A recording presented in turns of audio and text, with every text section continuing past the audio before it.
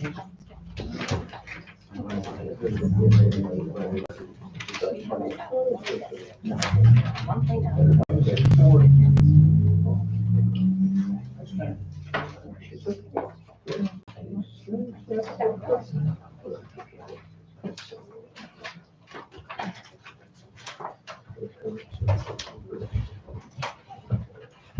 evening, everyone, and welcome you to tonight's meeting. And to those at home viewing, welcome. Unfortunately, Ian, our attorney, will not be here tonight. Called me a short time ago. He's very sick and was not able to make it. So that is the reason why Ian's chair is empty. Most unfortunately. If we can start tonight's meeting with the Pledge of Allegiance. Thank you. I pledge allegiance to the flag of the United States of America and to the republic for which it stands, one nation, under God, indivisible, with liberty and justice for all. Thank you very much. If I may, introductions: Dave Haas, Eric Wolver, Jim Ross, Frank Azizi, Susan Horton, DJ, and Katie. Thank you very much. The audit committee has reviewed the bills and found them good to be paid. Thank you very much, David. For a second on the motion to accept the report of the audit committee. I'll second. All those in favor of accepting the report of the audit committee? Aye. Anyone against? Anyone abstaining? 5-6-7. Now to the public comment period. Rob, if you could start first, please, and talk about what the situation is over there on Heather Ridge Dry Hydrant Pond. Thank you. Handout, you guys. Thank you, sir. Share this with you electronically, Tom. Thank you. Let's talk about this. Good evening. My name is Robert Limoges. I live at 1 Heather Ridge Road in Poestenkill, right off of Snake Hill Road.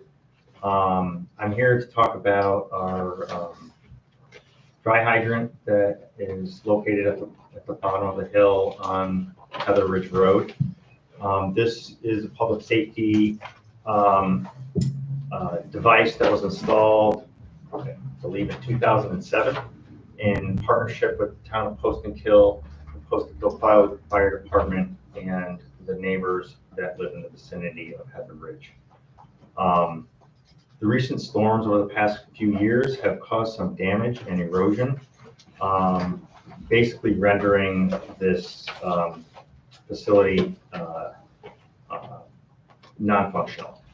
So what's occurred is the plan that's in front of you shows the small pond that's at the bottom of Heather Ridge Road, and there was a dam there that was rebuilt in 2007. And this has been breached due to erosion around the left side if you're looking downstream.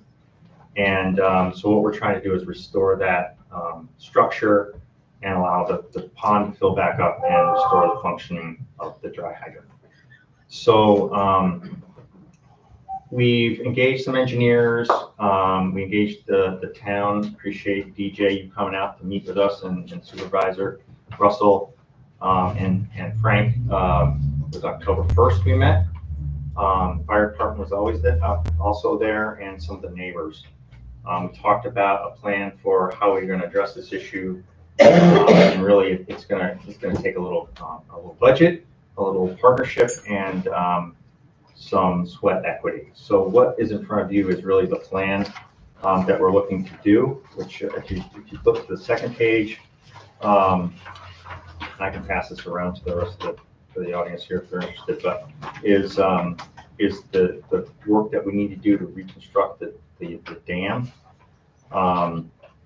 So there's about 16 feet of concrete dam that we need to construct, build formwork, put rebar in there, and place the concrete.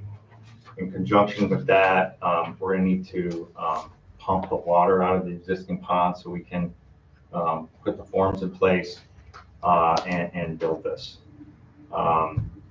There's also some work that needs to be done in the dry well that contains the end of the pipe for the dry hydrant. We worked with the fire department to examine and review that need. I think they tested it last week. So I don't know if the chief can speak to that, but there's some repairs that we think we need to do there as well. So it's cold out now. We're seeing people start their wood stoves up, and we want to make sure we have this important public safety infrastructure in place. So on the third page here is really kind of maybe the bottom line of what we're talking about as far as cost. We've looked at all the materials that would be required and some of the major pieces of equipment, and the total cost is approximately $3,200. So we haven't approached any local suppliers as far as whether there's a willingness to do a donation or anything, but I'm concerned, like I said, with the timing, the cold weather coming, the heating season, and just being able to get in there safely and do the work in this wet condition before it gets icy out there. So I know, Supervisor, we exchanged some emails about the timing between this board meeting and next week's budget discussion, but I really wanted to present this to you all tonight so that you have this information in hand when you're going into that discussion. So if there's any questions, I'd be happy to answer them. Can you give us an update on DEC? DEC, so we've been in contact. I know the permit is very important. Can't really do anything until we have that permit. There was an exchange with, I forgot the gentleman's name at DEC, with Chet Opelka, who had reached out to him, and then he promised to get back to us this week with some sort of plan for whether we need a permit, whether we don't need a permit, but some sort of guidance from them on how to proceed with the project. So when we did this project 15 years ago or so, we had reached out to DEC, and we did not require a permit at that point in time. What we're looking to do is restore the condition to the previous status. So I'm not anticipating any issues with DEC, especially given the public safety nature of the work. So really, this plan is pending DEC approval. Do you guys have an HOA? No. We don't have a HOA, but we have a homeowners, we have the Heather Ridge Neighborhood Improvement Association, which is voluntary. Not all the residents are not required to join Hernia. We have about 25 active members, but this infrastructure serves many more people than just the folks that belong and choose to join Hernia. So, I mean, that's the bottom line, is it's serving everybody on Bosburg Road, serving Snake Hill Road, serving Heather Ridge, Holloway Lane. Realistically, it probably serves in the general vicinity out on 66. Yeah. I asked Dan. What? It's a major water supply. Okay. Yeah, but so I know just Hernia has people on Snake Hill and Bosburg and streets in between, but it's not just that. And I do think that people there did that work on their own. Yeah, the property is owned by the neighborhood association, and we want to participate in the community, whether you're a member of the association or not. You have access to this fire hydrant. So the members of Hernia and anyone else that wants to get involved, we're gonna put our boots on and do the labor portion of the project. So we just want to see this get restored as soon as possible. Did the town pay for this in 2007, you know? The town definitely participated, and I'll tell you, it was a great experience being involved in this. We did it on a Saturday. I believe the town crew donated their own personal time. The town had equipment, we had dump trucks. The county had, which I guess they don't have anymore, right? Yeah. They had a big excavator that was used. The fire department was a huge help. They had pumps, they had people there doing work. It was a great effort. So. Tom, Do we have money in any contingency accounts that would cover this? $3,000 is not a lot of money for the town. We have enough from this year. I think my memory said we had $19,000 in contingency. We spent 17 and change in February. But I could be wrong. No, that's Are there other contingency accounts or budgets? there's contingency in the water account right now, but that's going out of water. No, but isn't, But there's money in other line items that possibly we could look at and doing transfer. I think we should. It's not a lot of money. I think we should do this. And if we have volunteers willing to do the labor, it's not gonna get any cheaper. Then I agree, we just have to wait to see what DEC says. That's the main thing right now. How can we accelerate the process? I think Rob, through Mr. Apalka, has approached, and then I believe Tracy has also had some words. Tracy's involved as well. Has some Can words. you call? with DEC. I can check with Tracy in the morning. The big supervisor, that should give you the clout. Well, bring in the big It guns. didn't the other week, well, it did last week when I called another thing. Or maybe it's worth even contacting like the county executive. and saying, Or, "Hey, make a phone send- call." Yeah. Yeah. Tell them to get moving on it, run out of time. Yeah, we don't really want to wait to send. No.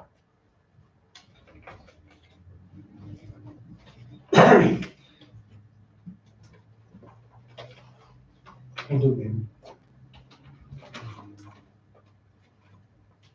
Any other questions? Okay, If you would be gracious enough to keep us posted on what the situation is on your end with DEC, and we'll work on our end with DEC too. thank you very much. Appreciate your consideration. Absolutely. We'll do that.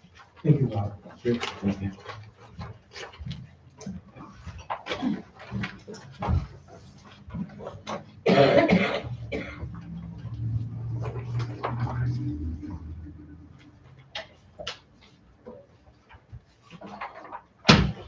Thank you.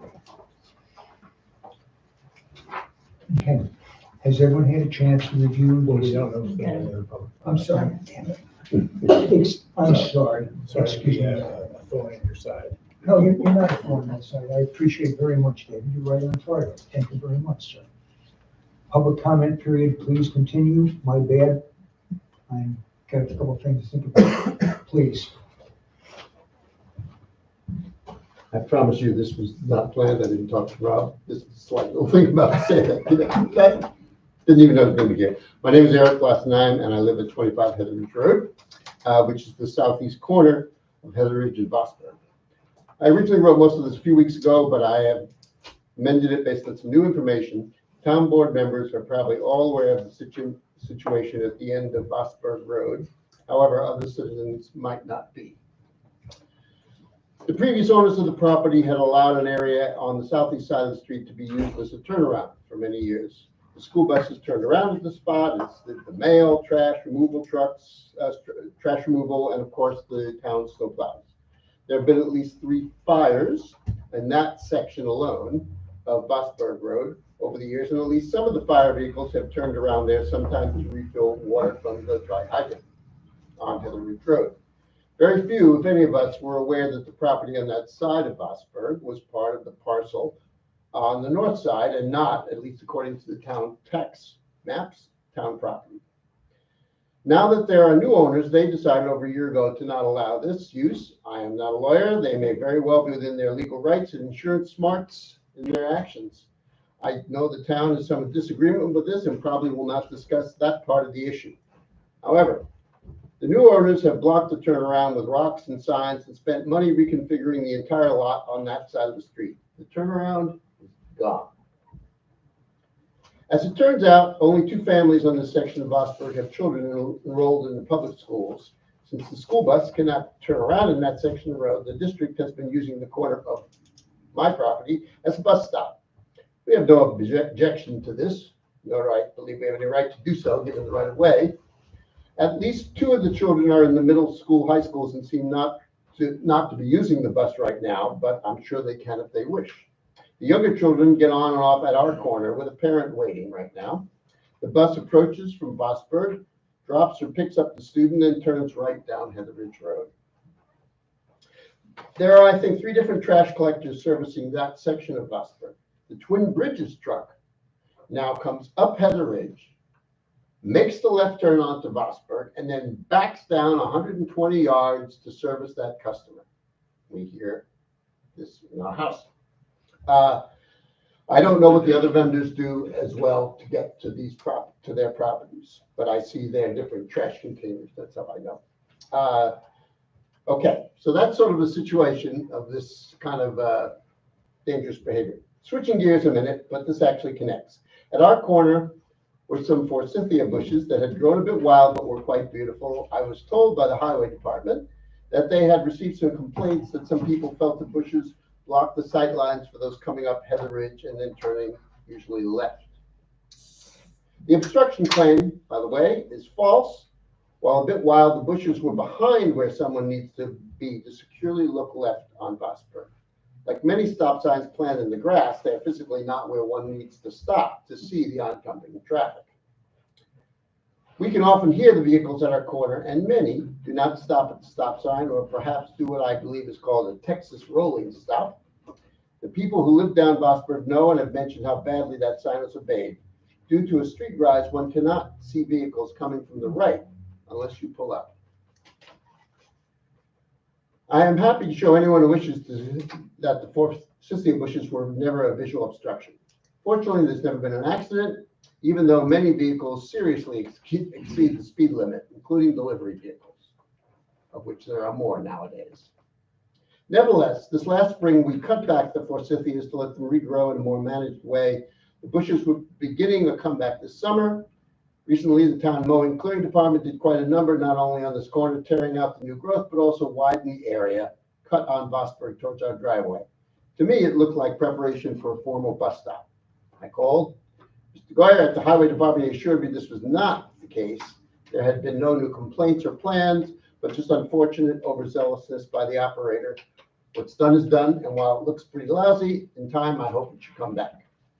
My concern about my corner is twofold. For a number of years, the snow removal used by the Bott brothers for their apartment has often dumped their last pile of snow right at this corner.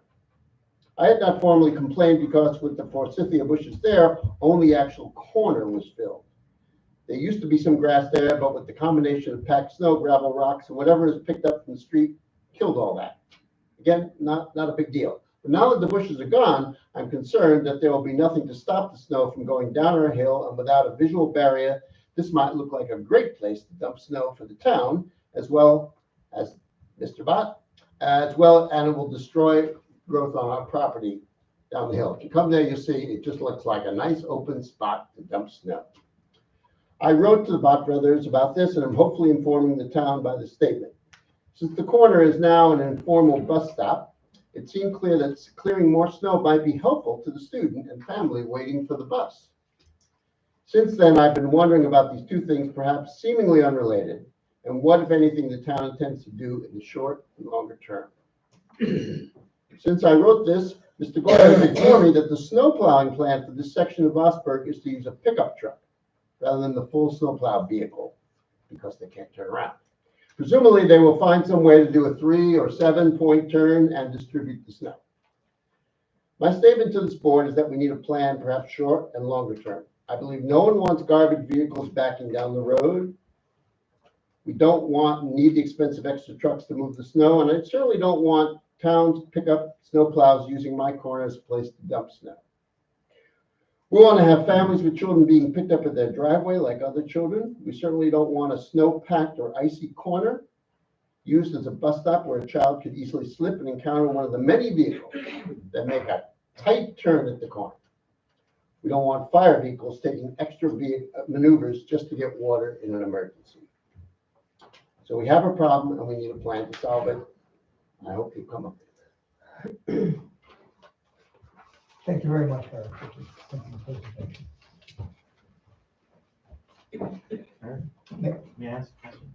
Sure. Where does the bus stop right now? The bus stop, starting last year, the bus stop right at our corner, right at this Okay. place where, Like at the stop sign? well, there's no, the stop sign's on the other side of the Okay. road. So there's no stop sign Okay. on there. Okay, so this is where those bushes were. It's literally right at the corner. They turn a little bit, so when the kid is standing there, somebody coming down Vosburg cannot see that person. That's what I But was the gonna parents are with them right now. Yeah. That But still. parent, they're good, but, okay. So that's where it stops. As an anecdote, earlier this year, for some reason, the school district informed the bus driver that they should not turn right on Heather Ridge. And for 2 weeks, the bus was coming to their corner, turning left into the Bott Brothers driveway a little bit, stopping the street, blocking the street. The student would get on and off with the blocked street, and then would back up down Heather Ridge Road so that they could reverse direction and come around. The bus driver looked terrified of doing this, and somehow she got to the bus thing and they allowed her to do what they did last year. So I sort of left that out, but it was really like, this is kind of crazy, because a couple of times she was backing up while cars were coming up Heather Ridge, and they had no idea that this bus was backing into the road, but that seems to be gone. Just to add to the concern is that if you go up Heather Ridge to Vosburg, the bus is on Eric's side, and then the parents and everybody standing almost blocked by the stop sign and the brush from the harness. So you almost don't see, Right. you almost don't see them, you almost don't see the bus. You really have to be aware of what is going on, and those kids are small, and the parents are standing there.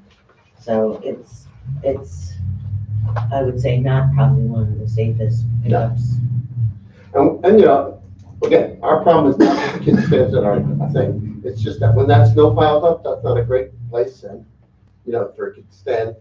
And, I just, Yeah, it's gonna push everybody in with the snow.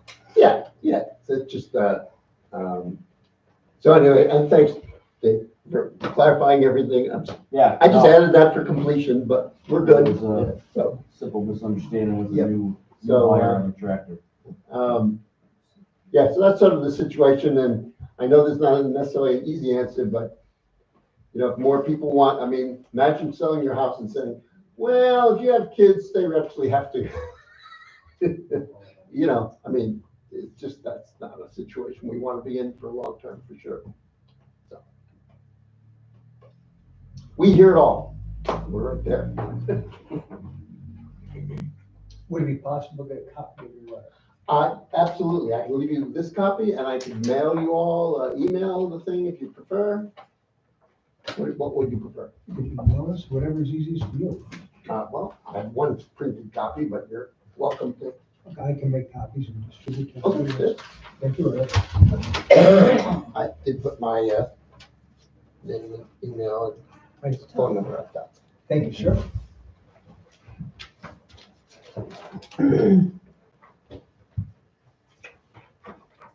Any other questions for Eric? Thank you very much. Appreciate it. Public hearing, I'm sorry, public comment period continues, please. Put me up last.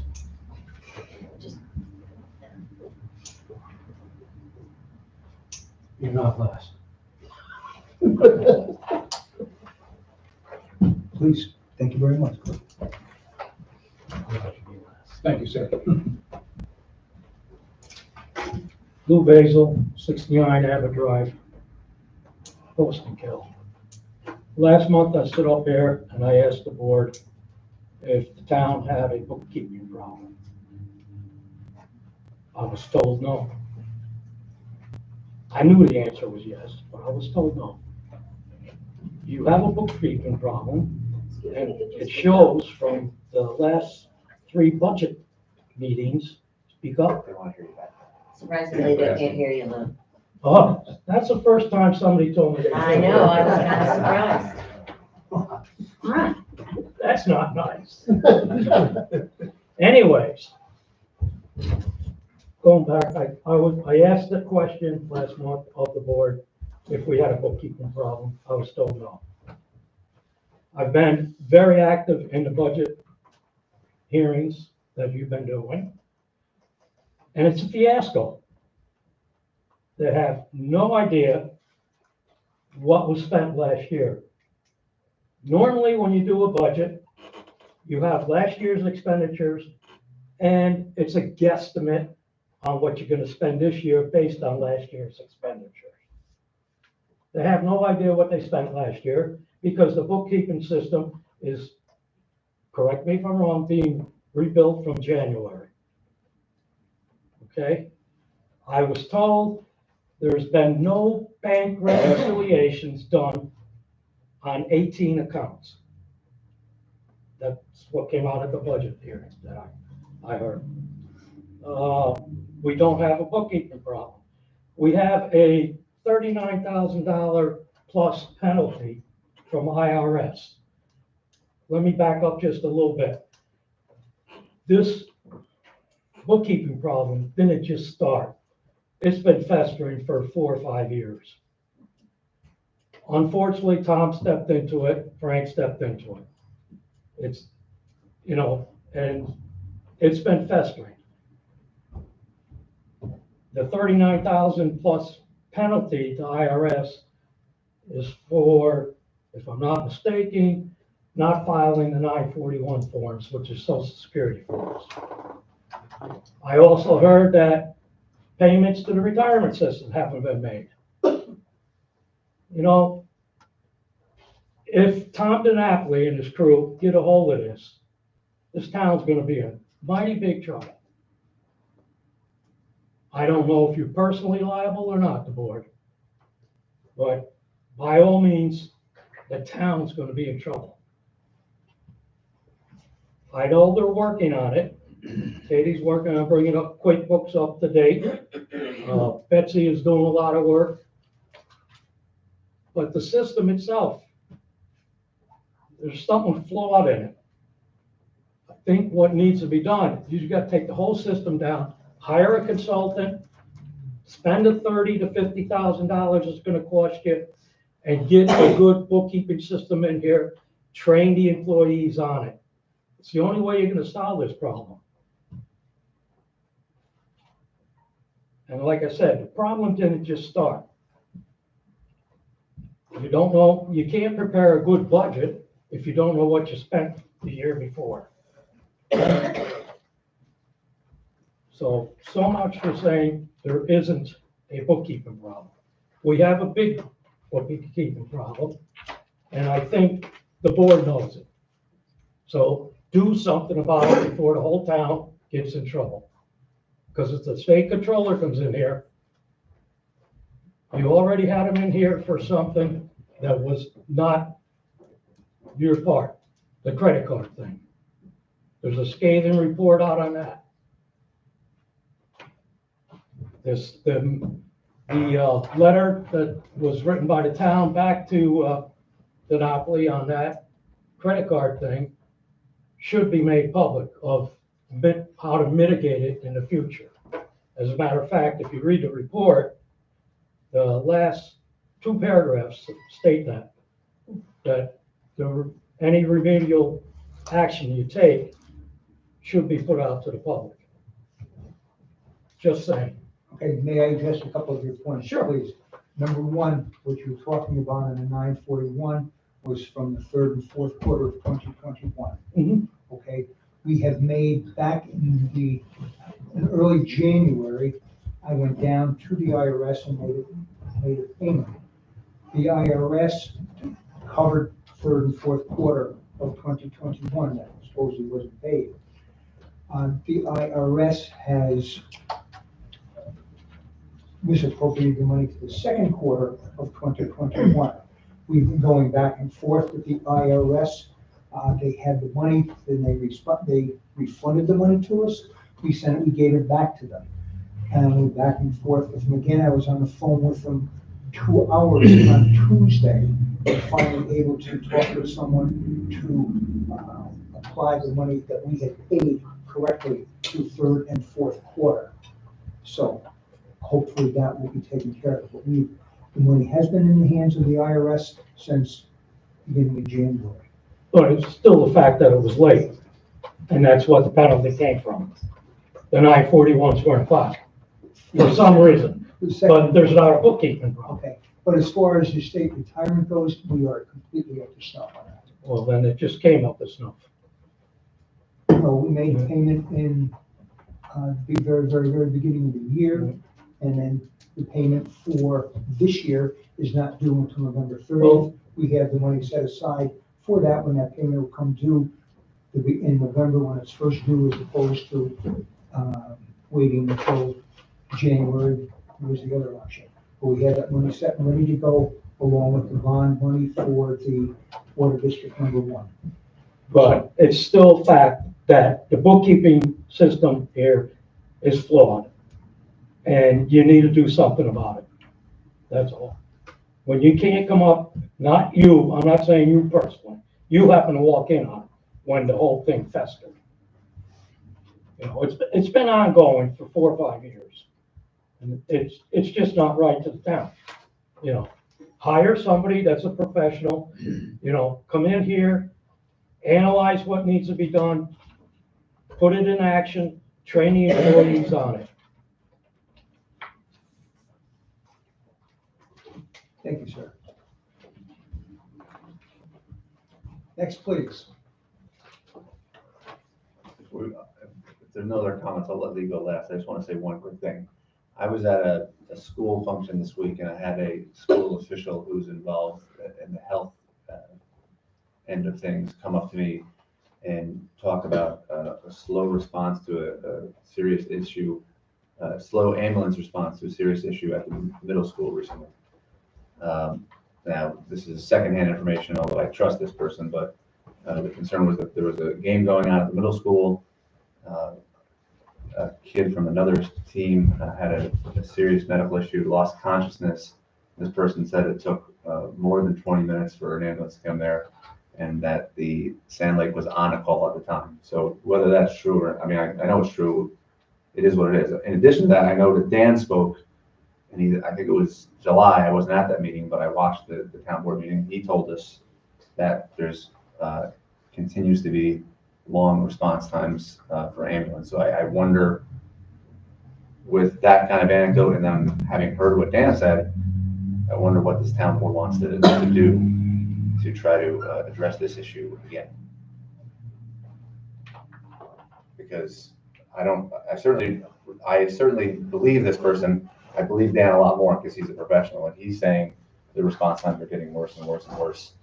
And this is a problem that isn't going away. So is this something the town board is going to address? I mean, I'm not asking for an answer tonight, but it's not going anywhere. Can I add to that? Sure. Just what you said, Dan's an expert at it. Is there, well, compared to us, you are. Can the fire department put together something, some options? We've tried. But presented to the, some options that, whether it's within the firehouse or without. We cannot provide an ambulance. I'm not saying that, I'm asking you to provide ambulance. Can you help us provide a solution? The solutions are contractual agreement with another provider, such as Mohawk or another one of the other agencies that are close by. That is your solution. The development of our own ambulance service and the basic life support, okay, they're going to have to contract for an advanced life support. And the startup fees for something like that are potentially cost prohibitive. And you're also looking, it's not going to be volunteer. It's going to be paid. Because we cannot get volunteer. I mean, I'm having a hard time myself just maintaining our own minimum staffing levels for the fire department. Due to the call volume, our limited crews are getting run ragged. And to the point that, it's like we have families too. We understand that. We're working with them and ask them to volunteer for an ambulance. Absolutely not. Because you're looking at just taking out maybe 45 minutes, an hour of your time. You're looking at hours at a time now, because turnover rates at the hospitals are in hours, not minutes. It's not uncommon for an ambulance to be 2+ hours at the hospital waiting to turn a patient over. 45 minutes in the parking lot with an ambulance in the back of with a patient in the back of the rig. 50 minutes standing in the hallway waiting to turn a patient over. This is realistic how things are going. And this is part of the problem we have with ambulances in general within Rensselaer County, our turnaround times. We have 3 calls today. Yeah, we had a couple calls today, we had a couple calls yesterday. We're making up for last month, I'll give that in my report. So we are in crisis, all right? It's just we do not have enough ambulances to go around. All right, it's just, we can work with helping with a contractual agreement that puts additional funding in so they can staff additional ambulances. What were you saying? If they're stuck at the hospital for an hour, how does that help? Well, the thing is, You looking get at there 2 minutes, but you get to the hospital and wait 45, they die in the parking lot. I'm sorry? I said, if you get to someone in 2 minutes and then you wait in the Okay, parking lot. excuse me. Okay. I'm not. But no cross talk, please. Did you step to the podium or whatever? I know Frank asked you a question, Dan, excuse me, but any other comments, please, from the podium and up and direct up here at the board, as opposed to back and forth against one another in the seats, please, and thank you. May I make a comment? It does sound like if the hospitals could improve their turnaround time, that would take a lot of pressure off all ambulance services. So how can we find out how that can be accomplished?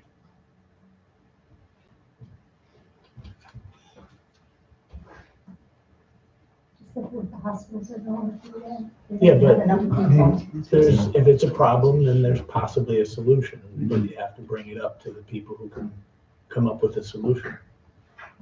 And is there some discussion we could have with somebody at the hospitals that would possibly say all the that we nurses have that a, are fighting back being solving med, so and that's kind of everywhere. There's just not enough people. but if it does sound like improving that turnaround time would make a big difference for all ambulance services. Sounds like the county should be involved, It's a state problem. state, county. Can I make a comment or do I? Please, you stand up and make a comment now, please. No, I know I'm here for another topic, but ambulance service is important, I think, to everyone in this room. And from my perspective, it's those first minutes where you're gonna save a life. Not whether you're sitting in a parking lot somewhere. You need someone that has the tools and skills to react quickly. If there's a heart attack, if there's whatever, drowning or whatever it is, it's the response time. We know that's what saves lives. So I just wanted to offer that. I think it's important, this hospital turnaround time, but getting rescue to a site immediately is what's most critical. So I support anything we can do to get an ambulance service established in Poestenkill.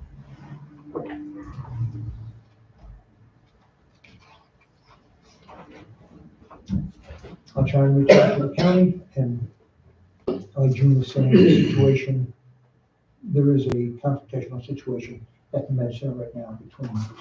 But I'll reach out and see what I can talk to there and try to come up with an answer. Thank you. Thank you very much. June, thank you. Tom, I'd like to speak on this. Please, Marty, thank you. Oh, excuse me. Been a member of the fire department for 50 years. Spent 19 years in this town on the ambulance service. Spent just under 10 years in this town on the police department. Police department and the ambulance work together. I've got commendations from this town from saving a young child's life one night when the ambulance couldn't get there. But the problem is now that I'm in communication of what's going on here, when I was on the ambulance, you had maybe 1 to 3 calls a week. as I just spoke to the fire chief on this, I believe there was 3 calls today. Unconscious person was one of them at Broad Road. I don't know the outcome of that. Okay, I do know, personally being involved with Mohawk Ambulance on a 90-year-old patient, that I was called independent of the fire department by the girl's mother, or excuse me, by the young girl, and stating that my mother's laying on the floor, I need you to come over here right now. Now, I haven't been on the ambulance, I haven't done anything else with that, but I rushed over to the house. I asked her if the ambulance was called. She said, yes, the ambulance was called when you arrived. I picked the lady up off the floor, administered to her. Half an hour later, the ambulance wasn't there. I called the dispatcher. I said, where is this ambulance? He said, first of all, there was no response from the first squad to come in, which was Poestenkill. It was 45 minutes that this person, before she got an ambulance, and the ambulance came out of Albany. At that time, talking to people that were involved with Mohawk Ambulance had 6 of their ambulances in Saratoga Racetrack. There was nobody over there. So what I'm saying is, not only this town, but this county needs to wake up. Our call thing, 3 calls in one day, a lot of your professional things don't even get that. And that's what happened today.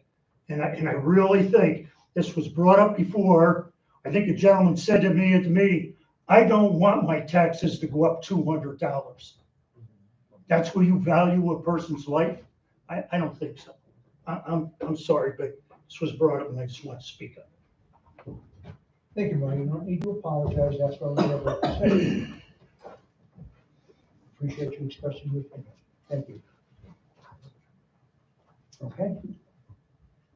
Dan, thank you very much for the answers that you supplied. Thank you very much. On my report. Thank you. Okay. Anyone else? If Lee still wants to do last, I can go ahead of him, or do you want to do last? You don't need public comment, do you? You're serving on the board, right? Frank, if you want to say something. I just want to say, I got this letter in the mail that says, it looks like it's from the town of Poestenkill. It's not from the town of Poestenkill. It's kind of partially factual, partially an election hit piece without an election, and factually wrong. And I just want to let everybody know that the town had nothing to do with this. And I'm assuming no one on the board had anything to do with this. Is that the case? I did not contribute. Okay, just, Well, the town's logo. it's really, yeah, there's a name Sorry? on here. I said, I didn't see you answer. Was she a comment or no? I can stand up if I. You sure can, when it's your turn. Well, I'm just saying, it's not, it's not part of the town's official thing. I would really, The town's logo should not the be. town's logo's on it, and there's a bunch of stuff in here that are kind of, yes, some of these things did happen, but the timing and the responsibility is a lot more complicated than what's given out here. And at this point in time, since January, the town itself has been working very hard to keep things on a, what was the word? Equilibrium, trying not to get into stuff like this. And I think we've been doing a great job. I think Tom's been doing a great job of keeping Civility. everything being civil, and this is just jumping right back into it. And we all know there's an issue with communication with the town with regards to the advertiser being out, so that we are looking for a solution, but just somebody going off and doing this is just not helping any. And it's not, yeah, it's not factual, but it's one person's opinion. And I think we've got this is sort of like Facebook in the mail. you know, I just don't think it's helping, that's all. If you have an issue, I'm speaking to Pat, if you have an issue or you want to help, why don't you come to the town and say, this is what I'd like to do? I mean, this is like, I don't know, how much was it, $3,000 or $4,000 to do this? I don't know. Somebody knows, your name's on it. So I'm just saying, we would really like to have a solution to that. This isn't gonna help because it's all one-sided and really not helpful. What isn't factual in there? For example. Real quick. No. Scott, I'm sorry, No, can I you won't just do it. stand up and Sorry. Thank you, Scott, Scott. what isn't factual in there? Okay, well, I'll look here, the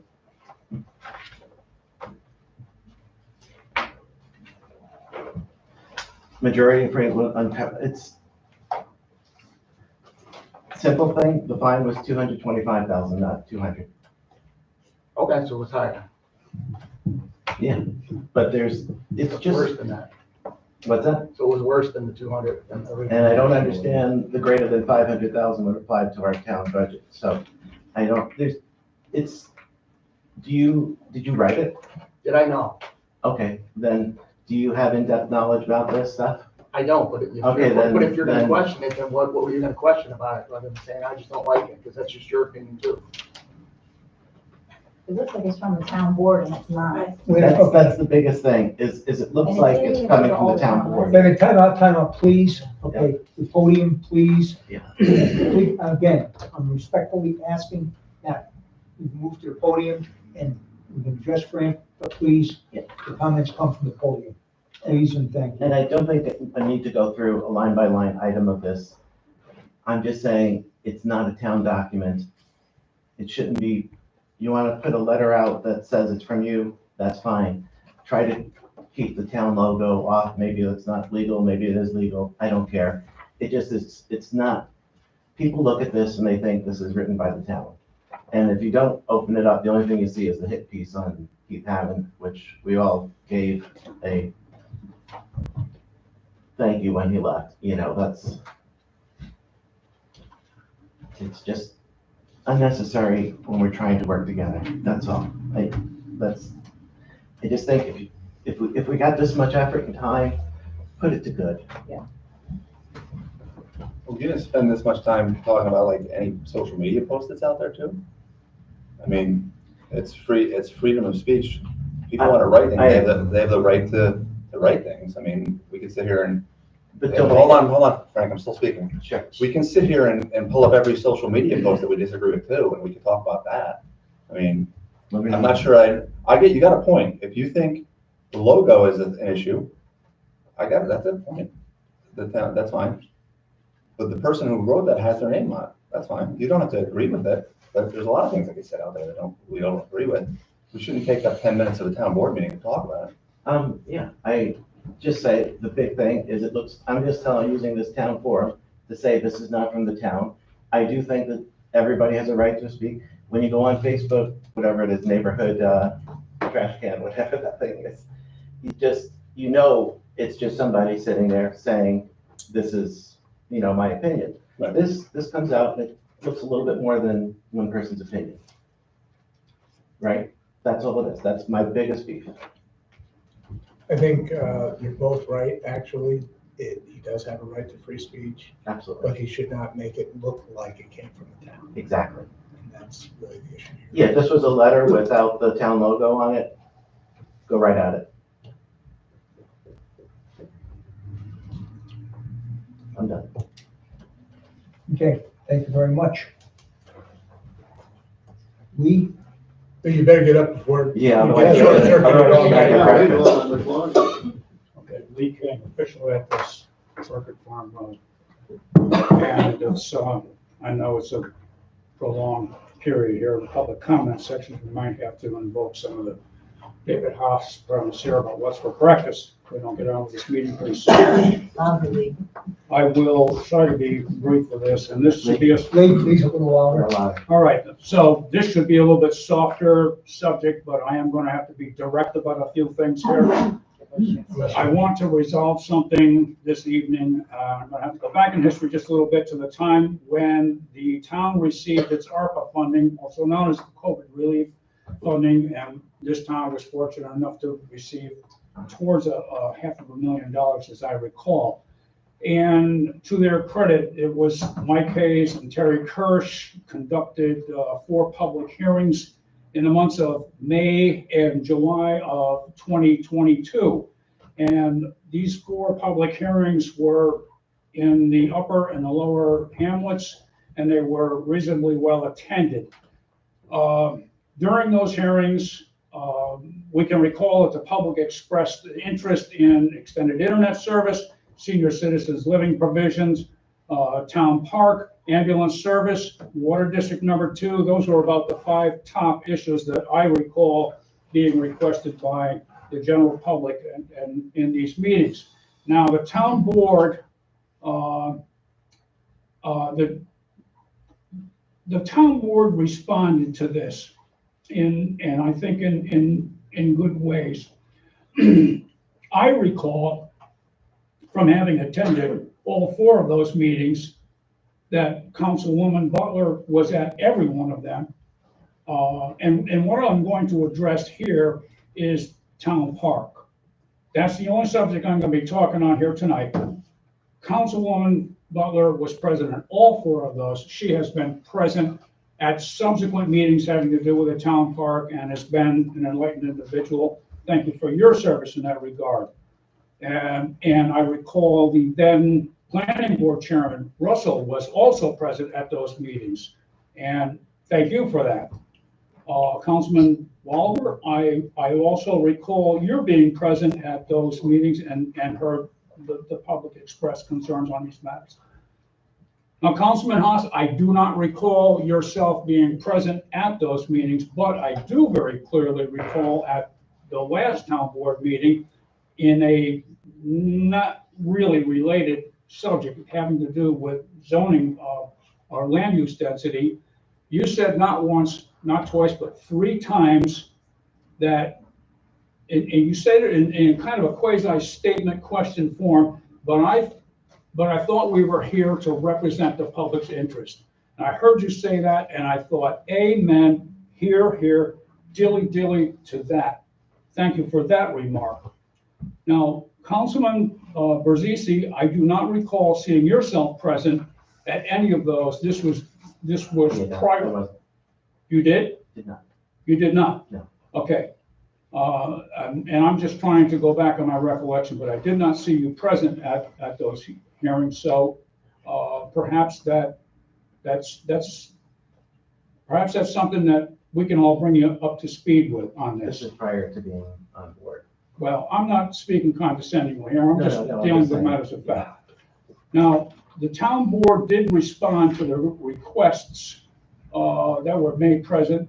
Here again, speaking specifically about the town park, the town board did then designate a research committee who canvassed the town looking for sites that would be appropriate areas for the town park having to do with accessibility, adjacency, topography, other environmental issues, etc. And there were numbers of times when that research committee did come here and gave reports, and we focused down to an area which, come to find out, was already owned by the town and fitted all of the requirements. So that much is basically history at this point. And the town board has subsequently allocated ARPA funding towards the physical creation of the town park, but there has never been a resolution which would serve as a legal document recognizing and establishing the creation of the town park. In having realized this, it was a couple of months ago that I took time to see what a draft resolution would look like. Now, I'm not an attorney. I'm a retired mechanic, so it took me a fair amount of time. I spent about 11 hours of time trying to get the chronology and the contents of this so that they would at least be an appropriate basis upon which the town board could use in the creation of an official resolution to bring before the town board. That was submitted. What you have done with it, I do not know. But I've heard nothing. I've heard nothing since regarding the matter of the creation of a resolution identifying and towards the creation of the town park. So there's a couple different ways of looking at this, and I'm not going to get involved into that. And I'm also going to refrain from reading this, as I did it the last time. I do have copies of this available. If anybody wants a copy of what I've submitted, I'll gladly make a copy of that available. I also want to point out that with regard to this town park creation, the highway department, to its credit, has offered to clear land and to grade it and to seed it and get the physical creation of the town park going. This is good, but it is also noteworthy that the Town Park Research Committee director immediately spoke up and said, but that is not a town park. And he is correct about that. And each time that I take a review of this matter, as far as I'm concerned,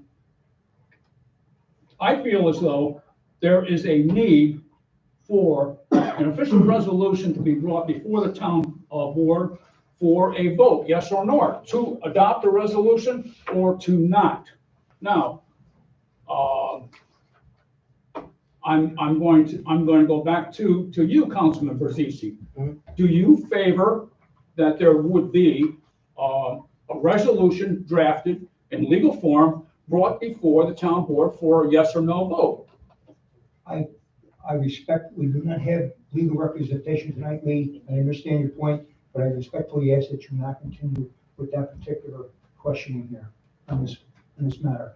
I had called and contacted Jeff Briggs and Olivia and also other people involved and asked that there be no discussion regarding ARPA funds at this particular meeting. Not talking about ARPA funds. Okay, but I'm respectfully asking that you not put the point, not put Frank on this, on point without legal representation to answer that question.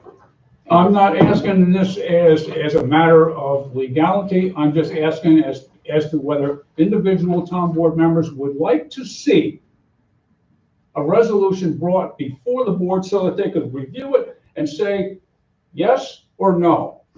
We do want a resolution identifying and creating a town park, or no, we don't even want to hear about it. And we can't even answer that. Without legal representation, Lee, I would ask that we be allowed to. I'm sorry we disagree on that, sir. This is the first time I've ever had a disagreement with you. But that does not diminish my respect for what you're doing. Again, because we do not have legal representation, I respectfully ask. So we're going to kick the can down the road. This is what's going to happen. Lee, Well, all right. Lee, I'd be for it. I'm just gonna say, I'm in favor of a park. I just don't know if I'm in favor of that specific plan that's out there right now. Well, I think the resolution is premature at this time because once we listened to the surrounding homeowners, right, They they were weren't not for in it. favor, so how do we go forward? I'm sorry, I didn't understand. The surrounding homeowners, the people who came forward with all the naysaying about there's going to be too much noise, how are you going to control the drugs? What are you going to do about vandalism? There's no parking, nay. And there was other people that There said, are also yes, town residents who have a say. And I'm fine for. They have the town, spoken. And They have spoken. we're all They have listening. spoken voluminously. well, you put forth an idea. There was other people that put forth an idea for like the younger kids when their siblings were playing baseball. So I think the resolution, again, is like premature because we don't know which direction that park is going to go in. This is the first time I respectfully have disagreed with you as well. Okay? But I do appreciate your service. When may I ask then, are we going to have legal representation that can make a determination as to whether we should have a resolution identifying and creating a legal instrument for the town park. When can we have that? A park in general or a park in No, application? just a resolution, a determination as to a resolution now. If we want to start separating the fly poop from the pepper, when are we going to have a legal determination that we should at least have a resolution available for the town board to review? Can we have that by the next meeting? Have a resolution ready for the next meeting? I don't No. think so. Can we have a determination as to whether we should have a resolution or not? But what's the resolution gonna say, that we just want a town I've park? already given you a copy. I still have That's that your copy of the resolution. so- It's the best that I can do. I'm not questioning whether it's best or not.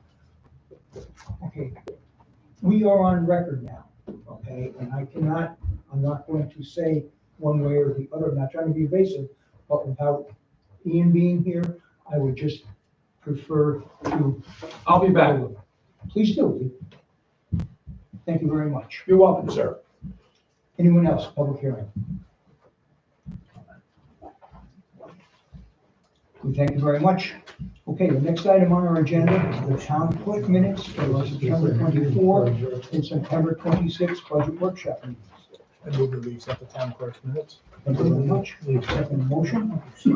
All those in favor of accepting the town clerk minutes from September 24 and September 26? Aye. Anyone opposed? Anyone abstaining?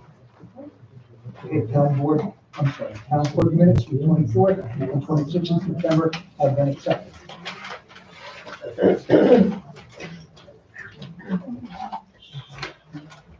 Okay, as far as correspondence goes, just received an email this afternoon from the Bill and EC Award, I'm sorry, it was from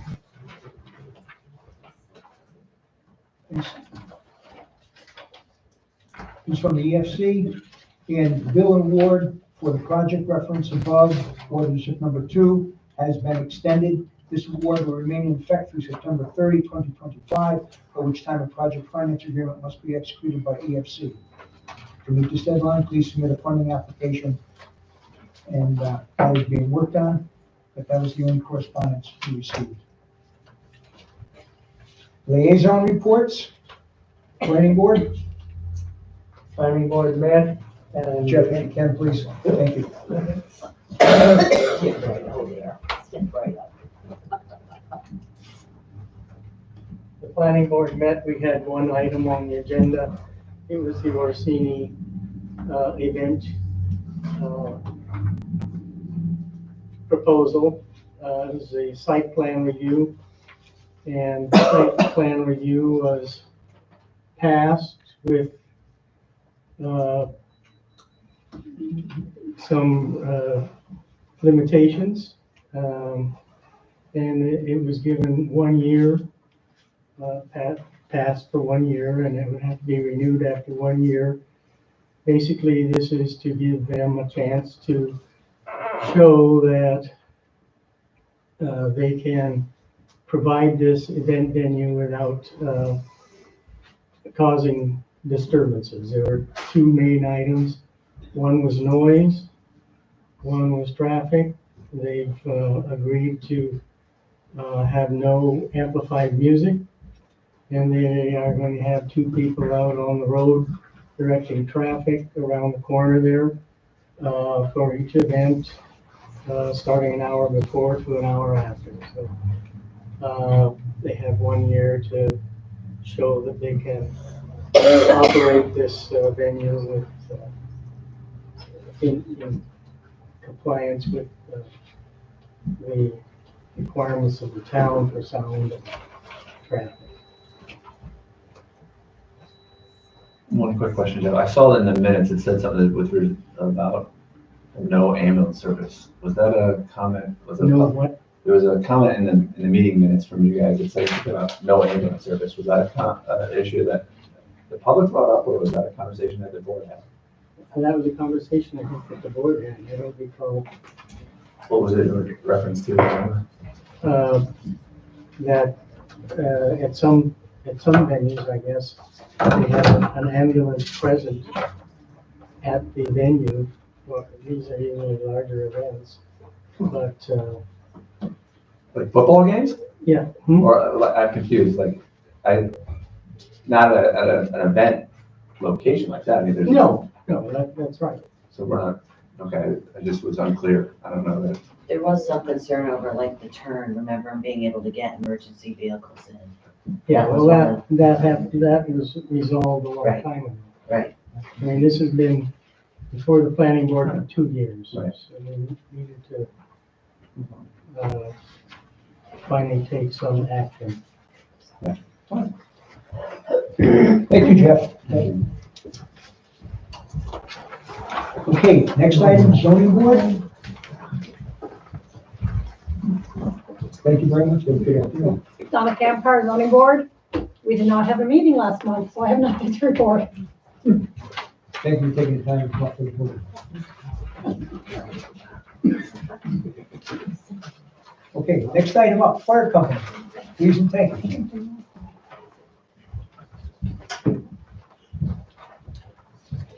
Good evening. All right, well, month of September kind of gave us a bit of a reprieve.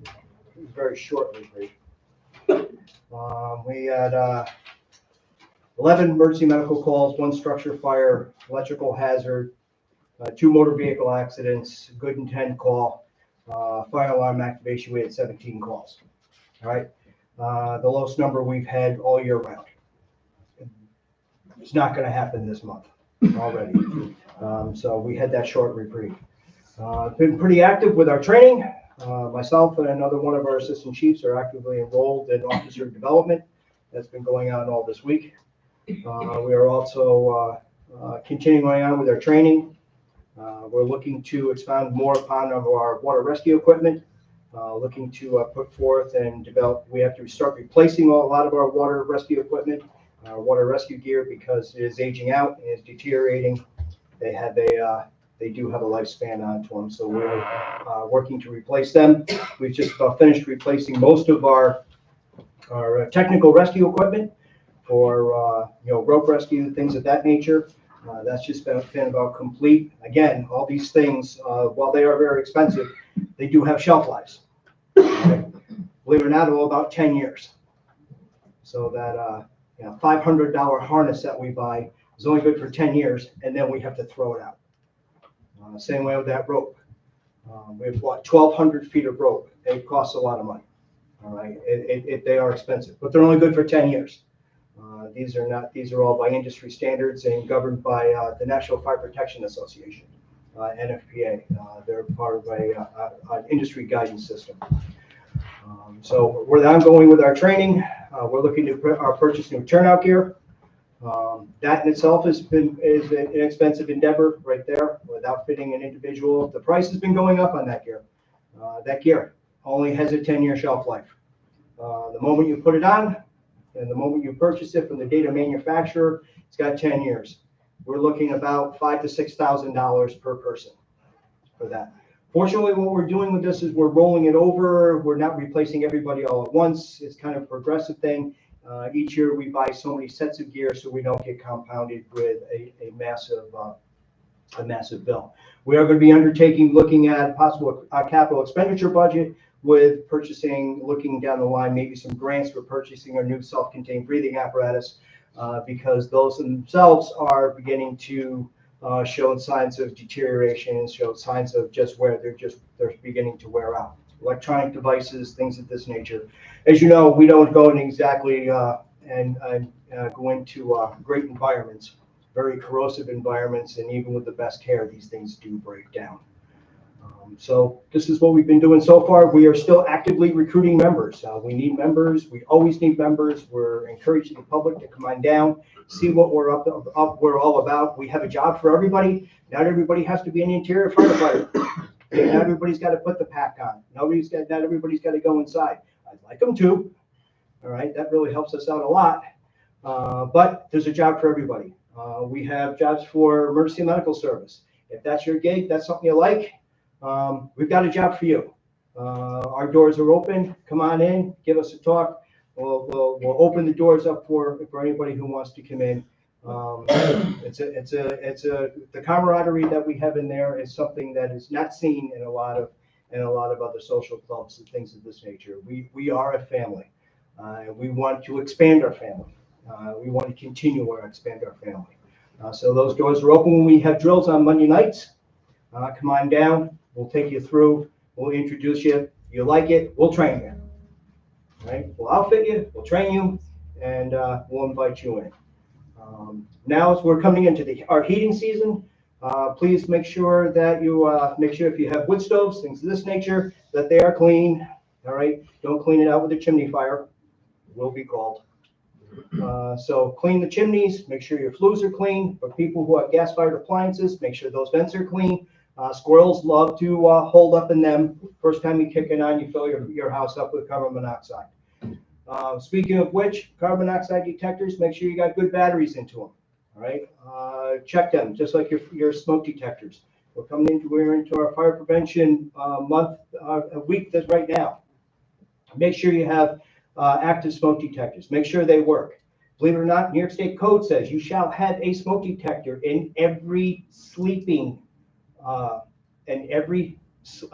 unit, which means each bedroom should have a smoke detector in it, along with a smoke detector in the common hallway. Right, so there's a lot of stuff going out onto the out in the news saying it should be in the hallways, which is a great idea. That is required, but it is required, and it's not grandfathered in. Each sleeping unit should have a smoke detector in it. Right? It doesn't have to be hardwired in and make it so it's a continuous loop. It can be what they call a single station battery operated smoke detector. It has been proven. Smoke detectors save lives. Smoke detectors save lives. Those seconds that smoke detector gives you is the difference between life and death. It really is. Because nowadays with a fire that occurs in a home, believe it or not, you have about 3 minutes to get out from the time there's first flame. That's it. 3 minutes. The fire occurs downstairs on your couch with a small flame on your couch. 3 minutes before that room is at 2,000 degrees. All right, that's how fast things are going now. So early detection, knowing how you're going to get out of that building, knowing where you're going to be going, and then once you get outside, you call 911. Right. So this is my big fire prevention speech, but what I really need to push is fire prevention just isn't this week. Fire prevention is all year long. Right, and the more we can push onto it, the more lives we can save, and the less call volume we have. And that's the whole idea. We're one of the few jobs that are out there that are looking to put ourselves out of business. We don't want the calls. All right, we'd rather sit back and see them back here. Right, because when we go out, that means someone's having a bad day. Thank you. Thank you. Did you have anything to say about the Orsini thing? Well, just say with regard to the ambulance issue, usually by New York State Fire Code, usually an ambulance is required after you hit a certain number of people. That's usually about over 1,000. It usually gets into the thousands. It's when it's mandatory and an ambulance is required. And we have reviewed the plans with the Orsini, and they are in compliance with, I believe it's the 2020 Fire Code 3106 through 3108 of that particular chapter, and with regard to chapter 501 with regard to vehicle access. So I believe that we addressed that early on in the planning stage to make sure that access was appropriate. May I add one little thing on these fire, just a thing for me, and maybe you know how we can get this word out. We updated our something at some point and got, the hardwired one, and it started beeping because it was 10 years old. So I took it down, and of course it wasn't, it was a kitty, it was not, I said, okay. And I looked up the right one that they suggested replace it, and I bought it, and I put it in, and I installed it. And when I took the old one out and said, oh, it's got this radioactive thing, I called Kitty to see if they'd take it back. And they said, good news and bad news. Bad news is this was on recall 8 years ago, and if you had sent it to us, we would have sent you the new one for free. Okay, and now that I wanted to just send them the old one, they said, well, you'll have to pay the postage, so it's even like a double whammy. Right. So I don't know how people find out that their smoke thing is under recall. Okay, you make a good point. Okay, believe it or not, there is a website, cpsc.gov. Okay, Consumer Product Safety Commission. Right, Consumer Product Safety Commission puts recalls out all the time. Okay, believe it or not, you go into there, you read their website of all the product recalls, you would afraid to buy another appliance ever again. All right, you can get on their mailing list for just specific recalls, things that cause fires. There are things that they work with, choking hazards for kids and suffocation things, and tip over with appliances and unsafe bicycles. There's a plethora of recalls that go on all the time. But they do have active recalls out there that'll show you if you have a particular appliance that is under recall. It's good. They now, there's a whole recall on Polaris ATVs because of a problem with the fuel tank, and they're causing leaks and they're bursting into flames. The big one right now that we're seeing consistent recalls on are, as you can imagine, battery chargers. All right. Your portable battery chargers for your cell phones, laptops, things of this nature. There's a plethora of those out there that are coming out, and they come out sometimes weekly with these different charging devices that are causing problems. And believe it or not, the lithium-ion battery issue is a big issue for us. We are way behind the 8 ball on this. They're causing more fires than we care to deal with. And believe it or not, there's been a ton of what we call close calls. You see that lithium-ion battery that seems to be expanded in its case, you dodged a bullet. All right. They frequently will overheat, they short circuit themselves, and then they just burst into flames. So it's one of these things, one of the biggest things you can do if you're going onto that site, cpsc.gov, will give you that information about product recalls. Because unless you register your product, and sometimes you get that product registration card, there's no way of knowing who bought what item into there. So that is, it's a great source, and that'll be able to tell you, and through CPSC, they tell you how to go through the about, who to contact, who the vendor is, how to go about getting it repaired or having it replaced. I just imagine that a local contractor put in this well-known brand Kitty 10 years ago. I'm not the only one in this town. Yeah, there's been a lot. Just Kitty has put out a lot. First Alert has put out some. There was a big recall on Kitty fire extinguishers, what we call the small 1 pound, small look at kitchen fire extinguishers. If they had a gauge onto them, pitch them. All right, they leak out. They've been known, those old Kitty extinguishers have been known to leak out the propellant. The gauge does not read, and you know when you have a problem when you pull the pin, squeeze the handle, and nothing comes out. So they've replaced those type of fire extinguishers have now been replaced. They no longer have a gauge on them. They're about 2.5 inches in diameter, probably about 18 inches, a foot tall. They usually have some type of button you push in onto them. That button pushes back out, and that's how you know that extinguisher is good. They have gotten rid of those gauges. We are working extensively, waiting for a call back from DEC regarding the Heather Ridge project. We are actively working with them to reinforce through DEC that this is a much needed water supply, and that this needs to be expeditiously as they can put through the process of the permitting process. But this is not something that can be waited. That this is a life safety issue, and that this needs to be put on the front burner and not pushed off. I'm waiting for the individual to get back to me on that. Thank you, Dan. Thank you very much. Appreciate the information. Big raise we got. Well, library.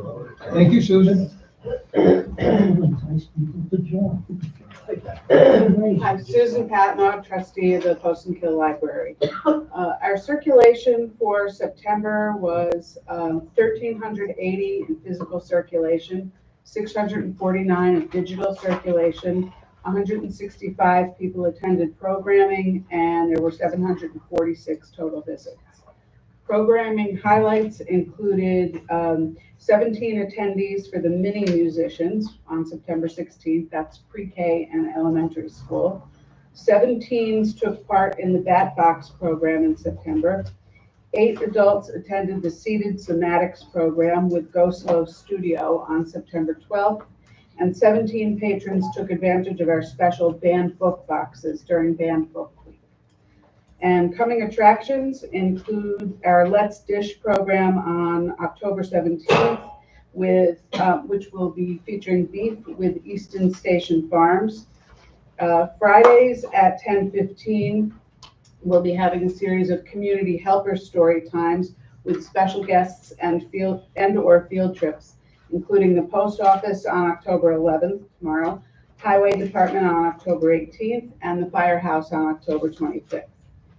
The Friends Puzzle Sale is going to be held on October 19th from 9 to 12.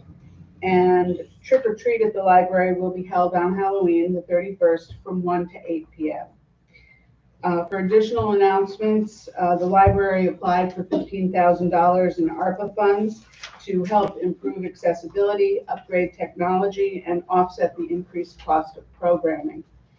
And on Election Day this November, voters will see a ballot proposition requesting an increase of $10,000 annually for the library's funding. The library funding allocation has not increased since 2017. We have added a dedicated page to our website about the proposition and our funding for those who want to learn more. And the Board of Trustees will be holding 2 informational sessions for community members with additional questions and concerns. The first is going to be on October 19th during the Friends Puzzle Sale, again from 9 to 12. And then the second will be on Wednesday, October 23rd at 6 p.m. at the library. Board members are also going to be available to chat and share a cup of coffee about the proposition on Friday mornings from 6 to 8 a.m. at the Farm to Market store. Any questions? Susan, thank you very much. You're welcome.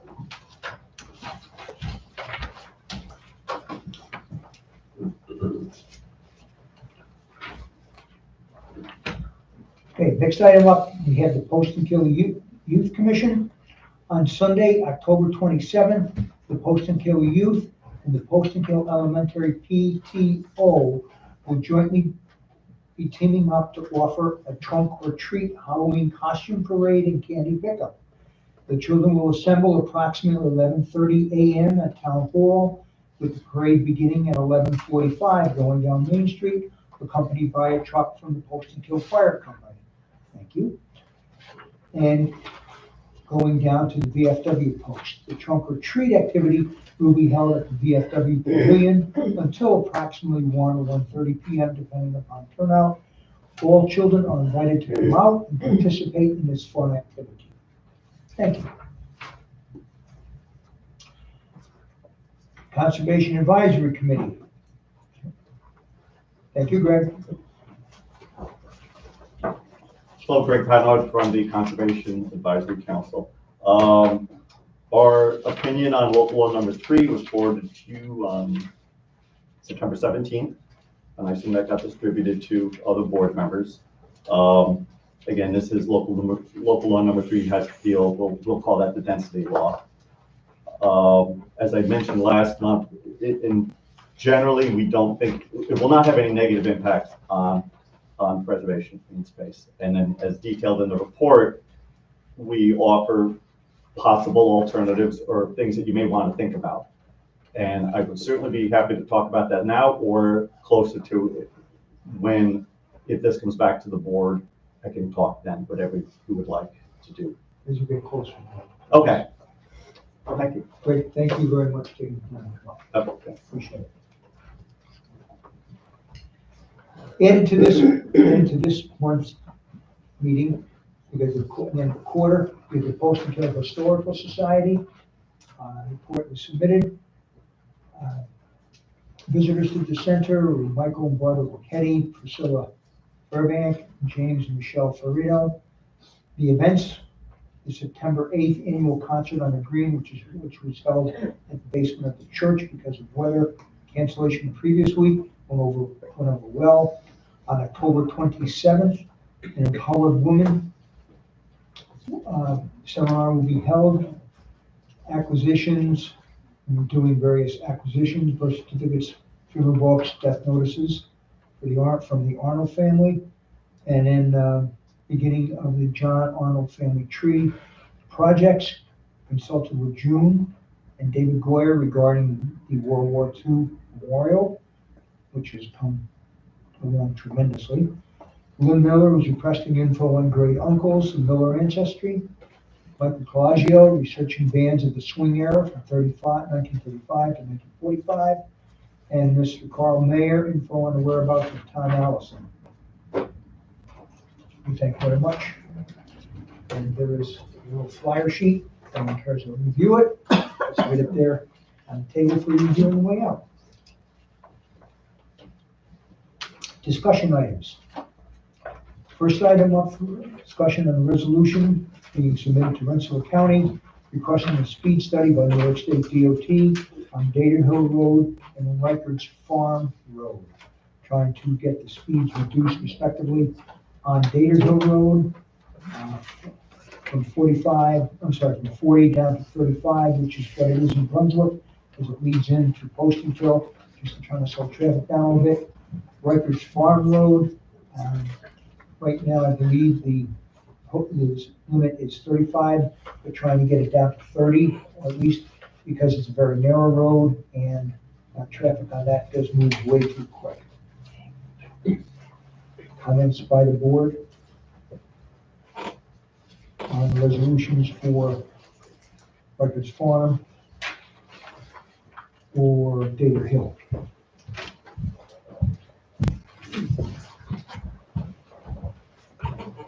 Okay. Next item is the bond resolution to support the establishment of Poestenkill Water District Number 2. It was put together with Ian and Mr. Goodfriend from Oric in order to make sure we're doing everything properly and securing funding for Water District Number 2. I have a question. Please. It's unfortunate that Ian's not here because I thought he could answer that. On page 4, it has the annual installments for over a period not exceeding 40 years. But when we passed the resolution, it was annual installments for 30 years. So I don't know. Yeah, we would need to bring that back and get it corrected. Okay, that was my fault also. Anybody else catch anything?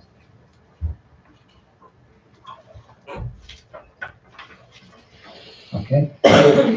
We will hold off on that, with Ian not being present, and take the 40 down to 30 years.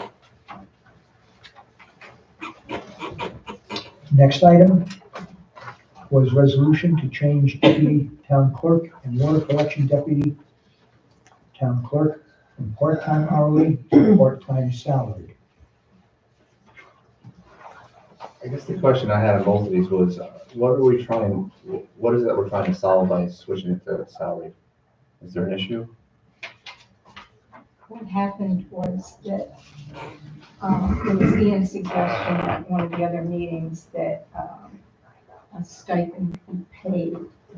And Betsy pointed out that you can't do that because of the retirement system. So the only way to resolve it was if we had changed Lindsay to be salary. And I think. So that money would count to anybody's potential retirement, right? Which you get paid for services that, especially in the tax end.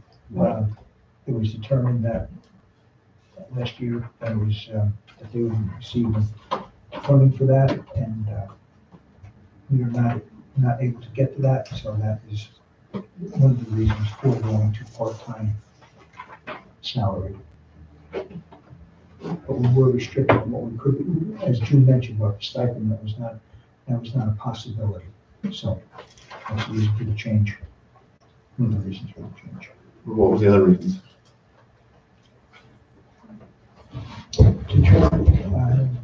to reimburse the clerk, deputy clerk for the services that rendered for the three different departments. Because she was hourly and because she has duties, say if she's in the office and she's doing town clerk duties, somebody comes in to pay a water bill. She can't, stop what she's doing and punch in, punch out, so to speak, to track those hours. I guess my question, we don't punch it out. Do we keep track on time just like by writing it out? Yes. So okay. So she would have to say like, okay, I spent like this many hours, which just isn't feasible in the town clerk office. Because there's always residents coming in for different things that are needed. They don't come in by appointment. Right. They come in to the door and we have to take care of them no matter what they're looking to get done. And this is fair reimbursement to Lindsay for the services that she's doing function between without being able to switch on and off. So that was the reason why we're putting forth this resolution to change from hourly to part-time salary. Should we be doing the same for the clerk position? For town clerk? Yeah. Deputy. No, it's strictly for the deputy. But isn't it the same thing? No, there's the same thing. There's a stipend or amount of money that the clerk and the deputy clerk. Clerk's already salaried. Yeah, so She's already salaried. That's how we're doing it. So the real issue is that we want to make sure that the money that is allocated for those efforts is able to be part of like a potential retirement, I think. For compensation. For But compensation. the compensation doesn't change because she's already being compensated. That's why I'm just trying to figure out what is different by passing this legislation.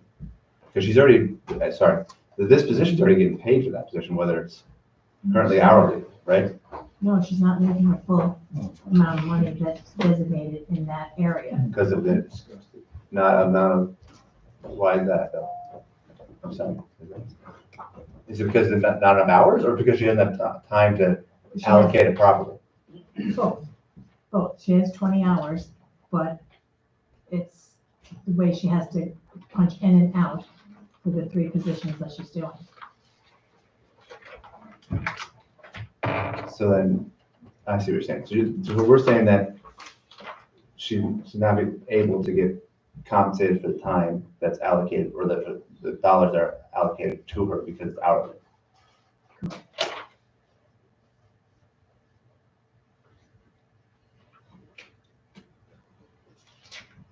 For the tax funding, for the water funding, she's not getting the money for that that was set aside at the beginning of the year for the budget. So if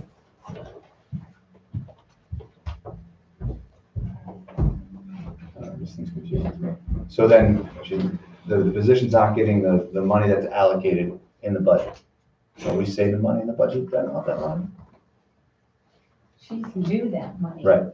She just hasn't been able to collect the money because of the way the hours are for payroll, that she can't track like how many hours are like town clerk duties, how many hours are water duties, how many hours are the other additional funds of the $2,500. She still hasn't gotten paid.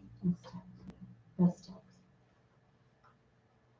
So that money that she was due and owed that was in the budget is working out because of the payroll service and being able to track those hours. So this was like the easy solution to make her salary the same as Sue's salary. So is the idea that the work is being done, but she was not getting paid for it Correct. For the various departments. because of self-reporting or because of having to do self-reporting? But I don't think there was even a way that she could get paid that money. Like, we couldn't get the money out of couldn't pay her. But we don't know that because we don't have actuals from last year, I had nothing to do with that. right? I don't know, I'm just, We do have actual payroll from last year, yes.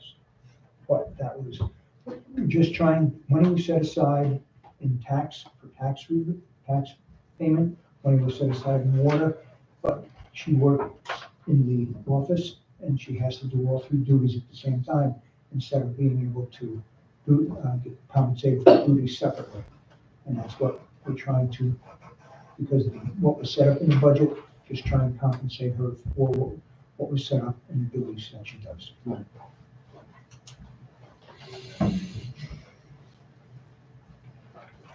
that's the same item, that same reason goes for the change from duty from deputy tax clerk to part-time hourly, from part-time hourly to part-time salary for tax clerk.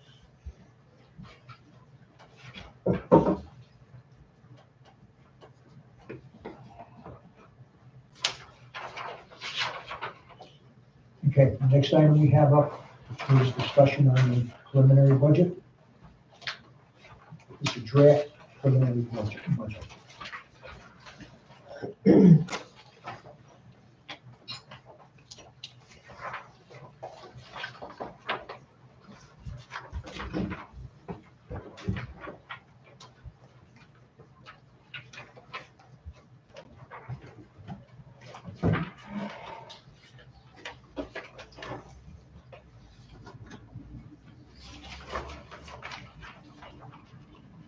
Changes on the draft preliminary budget from the tentative budget.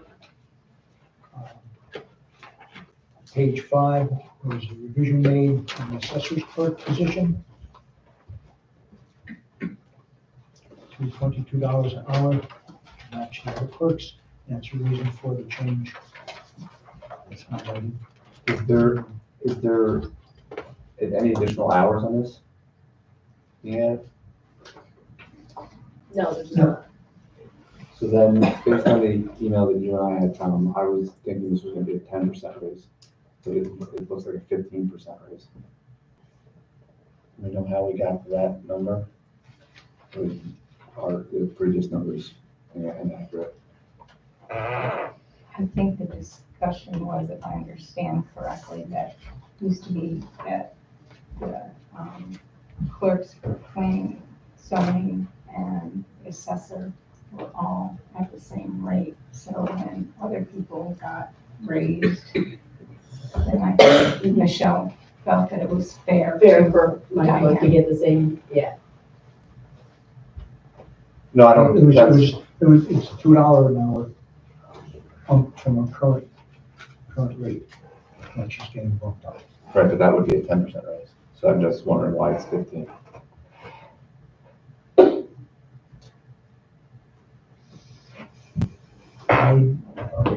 I give the numbers in 16 hours times 22 times 52 is that come up to 1833 or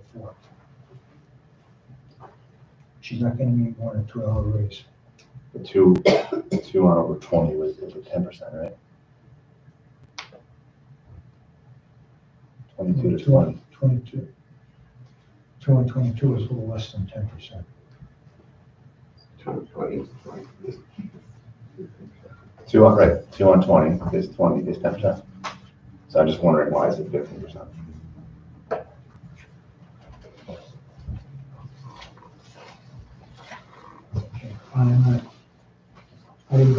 I certainly went by the numbers. Hours, 16 hours is what she's working now, right? She's working 15 hours a week.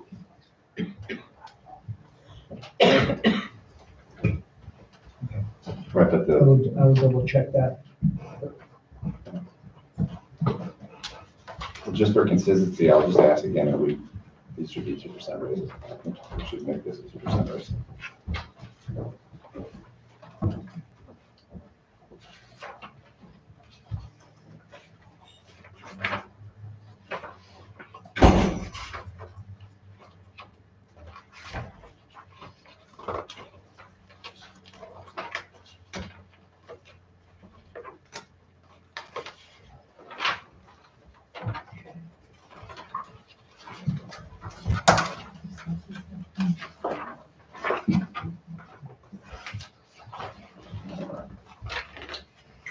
Okay, next revised item was on Page 14, real property taxes. Plugged in there. Is 2,000, 2,200. Previously.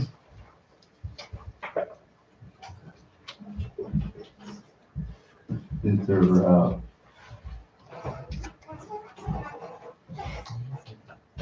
what was the reason for the increase? To balance.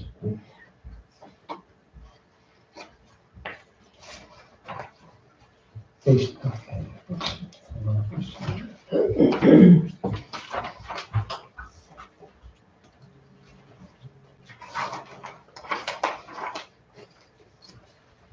The number that Betsy came up with on the preliminary is based on revenue changes and a few of the other items, further line items, and balancing the extra costs. And, that's what brought it up to 173.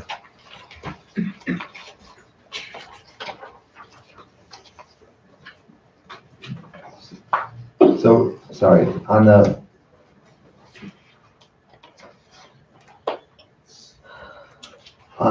document we had on the 26th, it was 175. But now, so it's actually, but now here it says on the tentative budget was 171. So it's actually a decrease? So it looks like the number changed from the 26 one to tentative budget to that tentative budget, now it's changed again to this one, preliminary. So it was 175, now 171, now 173. I don't know where the 175 came from. It's from the budget we got on the 26th. I think the way she derives the number for not to be raised by taxes is to see what is needed, assuming no contribution from unexpended balances, which is something that we have to talk about at some point. So I think it was the result of a calculation based on changes in where estimated income is or few expenses. That's what has to be raised to keep things at zero, assuming no unexpended balance contributions. So that number will change when we decide what we're going to do with unexpended balances. That's a formula number. It would be helpful if the bookkeeper was here when we were talking about the budget. I don't know, we're kind of guessing at it. I don't know, my copy of the tentative budget has 171, 578. Right, and then I have the one after the 26, that says 175.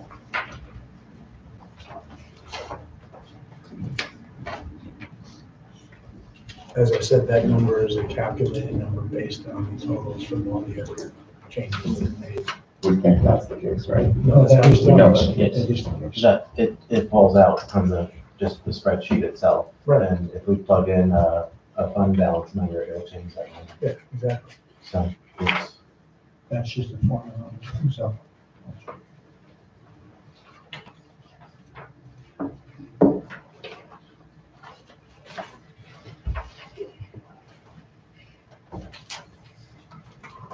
next item up is on page 15.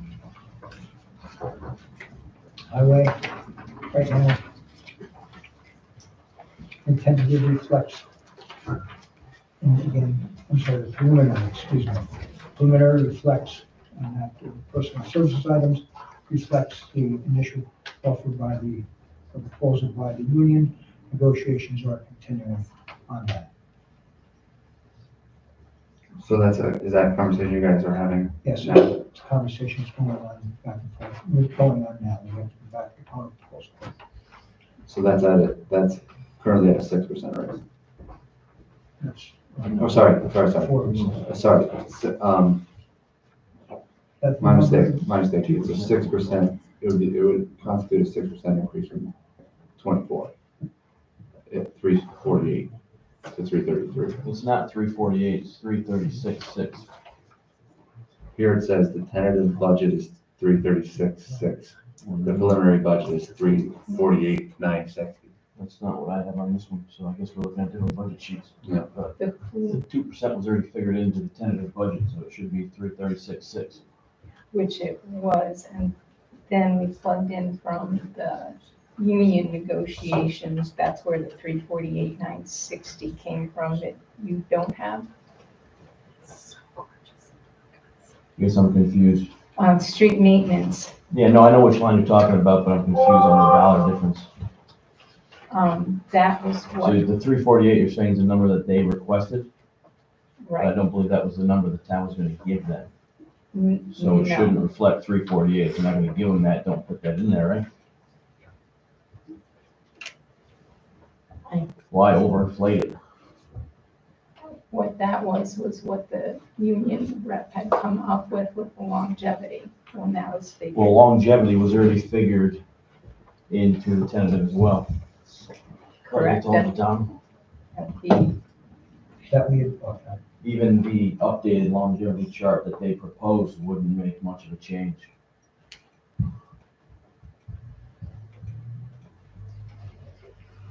that was gonna be my question about snow removal, that the street came up so far, but the snow removal was only like 1,000.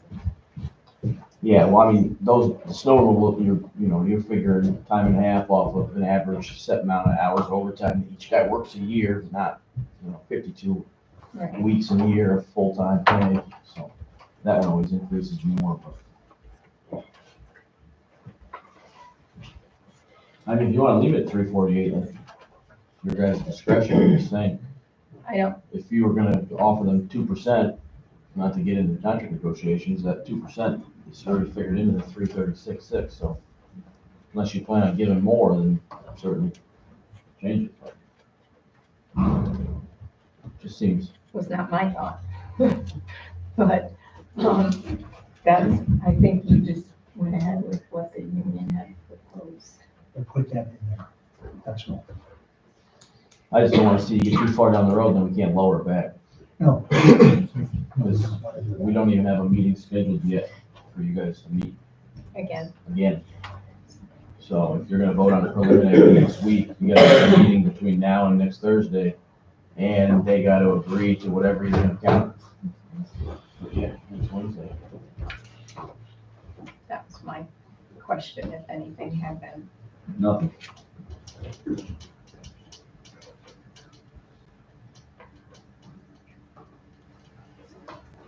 Well, as I've said before about different other items in our budget, just because it's in the budget doesn't mean we have to spend it.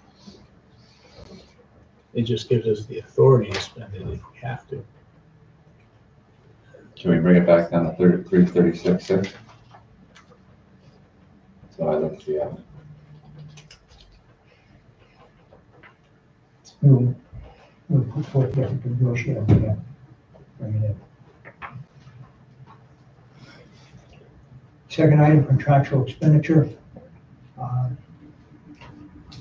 That reflects a change in the boot. No, not. With the employees at the department, an additional $200 a year. 27, that's over 28.65.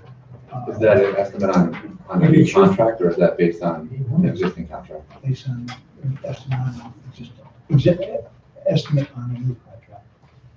Is that the only other, because we were pretty solid on the 85, now we're up to 86.5. Is there any other things that are out there that we haven't That was anticipated? just because of the increase in the winter gear. Of course. That's fine, I'm just saying, is there any other expenses that we weren't considering that we should have in here? Because obviously, clothing allowance is something they always get, and if that's gonna increase, then we have to increase that line. That's why. Which is That's what we why that did. line just increased from 85 to 86. But it was, we didn't know that that was just on the boots. It's for the winter Winter. apparel. Winter apparel, okay?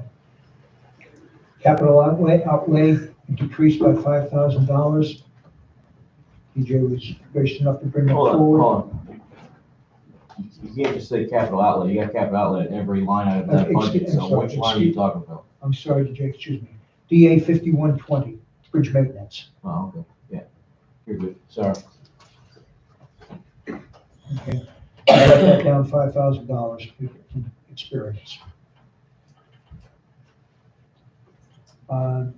Next item down, DA 5142, snow removal. Just reflects overtime expense. I guess my question on that one was, so we increased it from, why the increase from the tentative budget? It was just, because we increased from the tentative to the preliminary. Possible negotiation, just looking at worst case scenario there.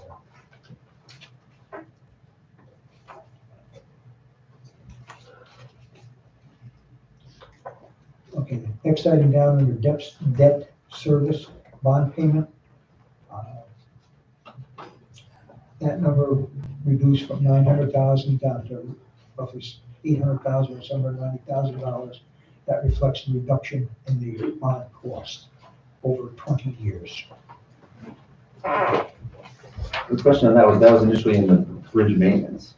Yeah. Yeah. We moved that. It moved out to separate it from debt, such as we do in the water district. Okay, Betsy and DJ both thought that would be a good idea to move it out, put it in a separate item. That's why it's listed down below.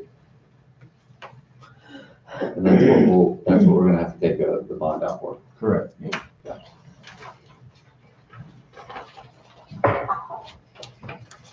Page 16, state retirement. We got the bill from the state and it's cut off between the different departments, general, highway, and water. And that's 48.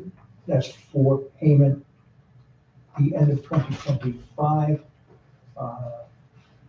Social Security and Medicare, the costs reflect changes there, reflect possible changes to the, depending on the net outlook, the union contract. That was the reason for those changes. Just on 17, I noticed that the real property tax is on page 17, that kind of moved around a little bit. I don't know if that was just what the reason for what that was.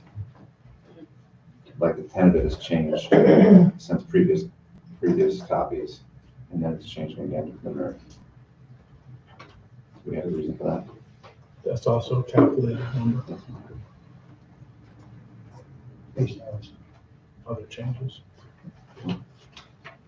that's all part of the formula. I had some questions on page 18.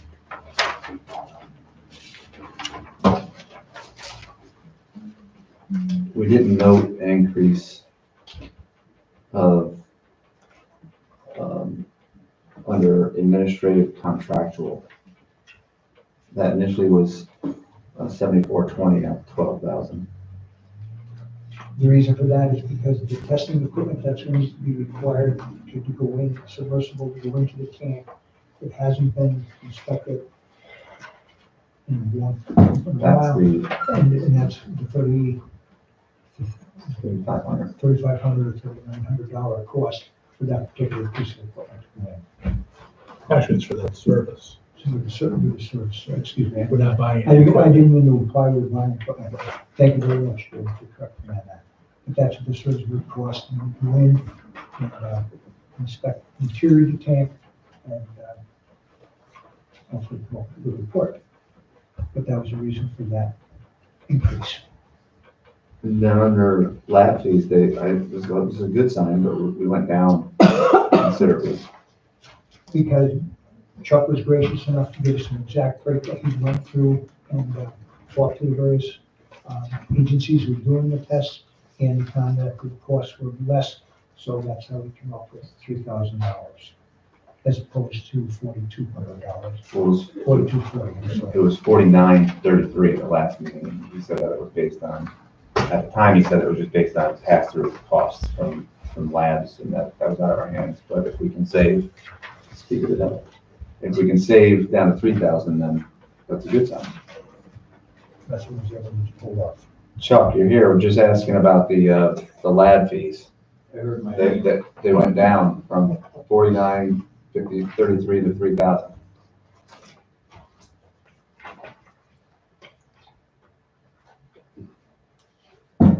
They went down from, let's see, I had a total of $2,840 in testing fees. Say that again? I had a total of $2,840 in testing fees. We require 12 biotests per year at $45 per. 4 quarterly nitrate tests, that's $35, $140 in total for there. They've increased the copper and the lead from 10 tests to 20. They're at $50 per, so that's $1,000. PTHM done quarterly at $90 per, so that's $260.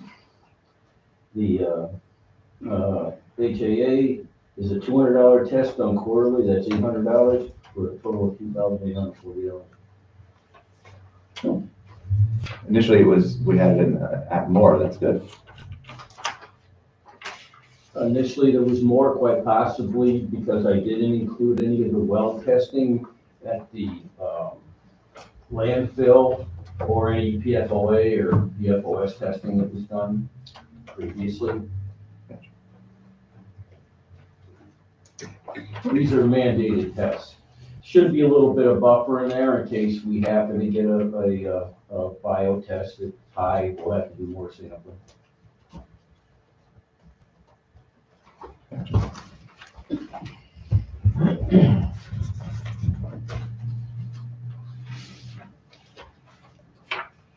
I just have a question on page 19. Are we still sure on that $341,000 in the benefit unit charge? Is that going to represent an increase Yes, that in would cost? that would raise the benefit charge, unit benefit charge. For folks in water district 1? Yes. I had a note from Betsy too about the water benefit units were provided as draft numbers, and she didn't have final in-district and out-of-district numbers. Quite possibly. I don't have I thought out of district we were very limited, because that's only,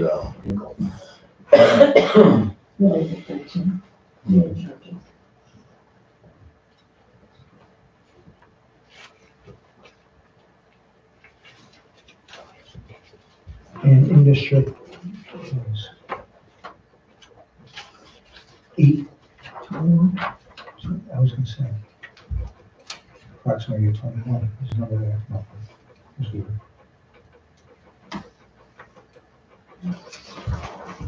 So it's about a 20% increase for water benefit charge in District 1? Based on the math? Approximately.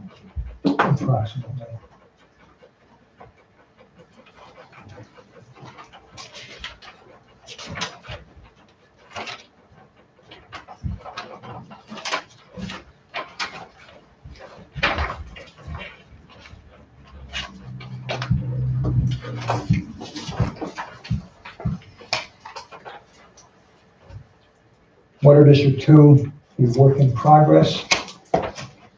We met with Ron George, and construction will begin next year, but there'll be no water flowing through the system next year. There will be inspections done on the project as it's moving along, and funding will come from the money we've set, that money from the From the county? from the county that we've set, we're setting up a pool for 66 in order to get that taken care of. But being extremely optimistic, that would be too far of a stretch to expect that the water would flow next year, in 2025 construction. It would be in 2026, midway through 2026, that the water will be flowing throughout the system.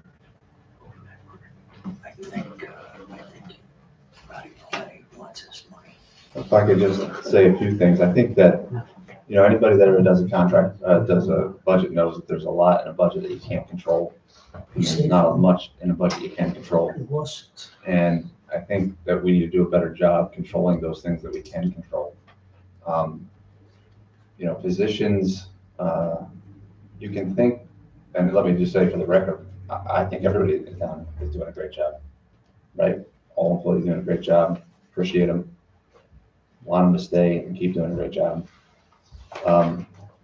But just because you can think someone does a great job and still not think that a 20% or a 30% or a 40% raise is acceptable. And so I think we need to be adults about that and just understand that we all have a job in public government, right? All of our salaries are available to be seen by the public, and we all willingly took a job in the public sector. And we knew when we took those jobs, we weren't going to become millionaires. And in town here, we have a clear majority of folks who are part-time. So you can think that someone's doing a great job and still don't think that they should be getting big raises, or a position, I should say, shouldn't be getting a big raise. Certainly not in a year when we're looking at a 20% tax increase. So I know we talked about this last time. I was very fair and even with every increase and said, I think they all should be 2 this year. That's what we've done in the past. Sounds like that's what we've proposed to the highway guys, the highway folks, which is what we've always used as a barometer.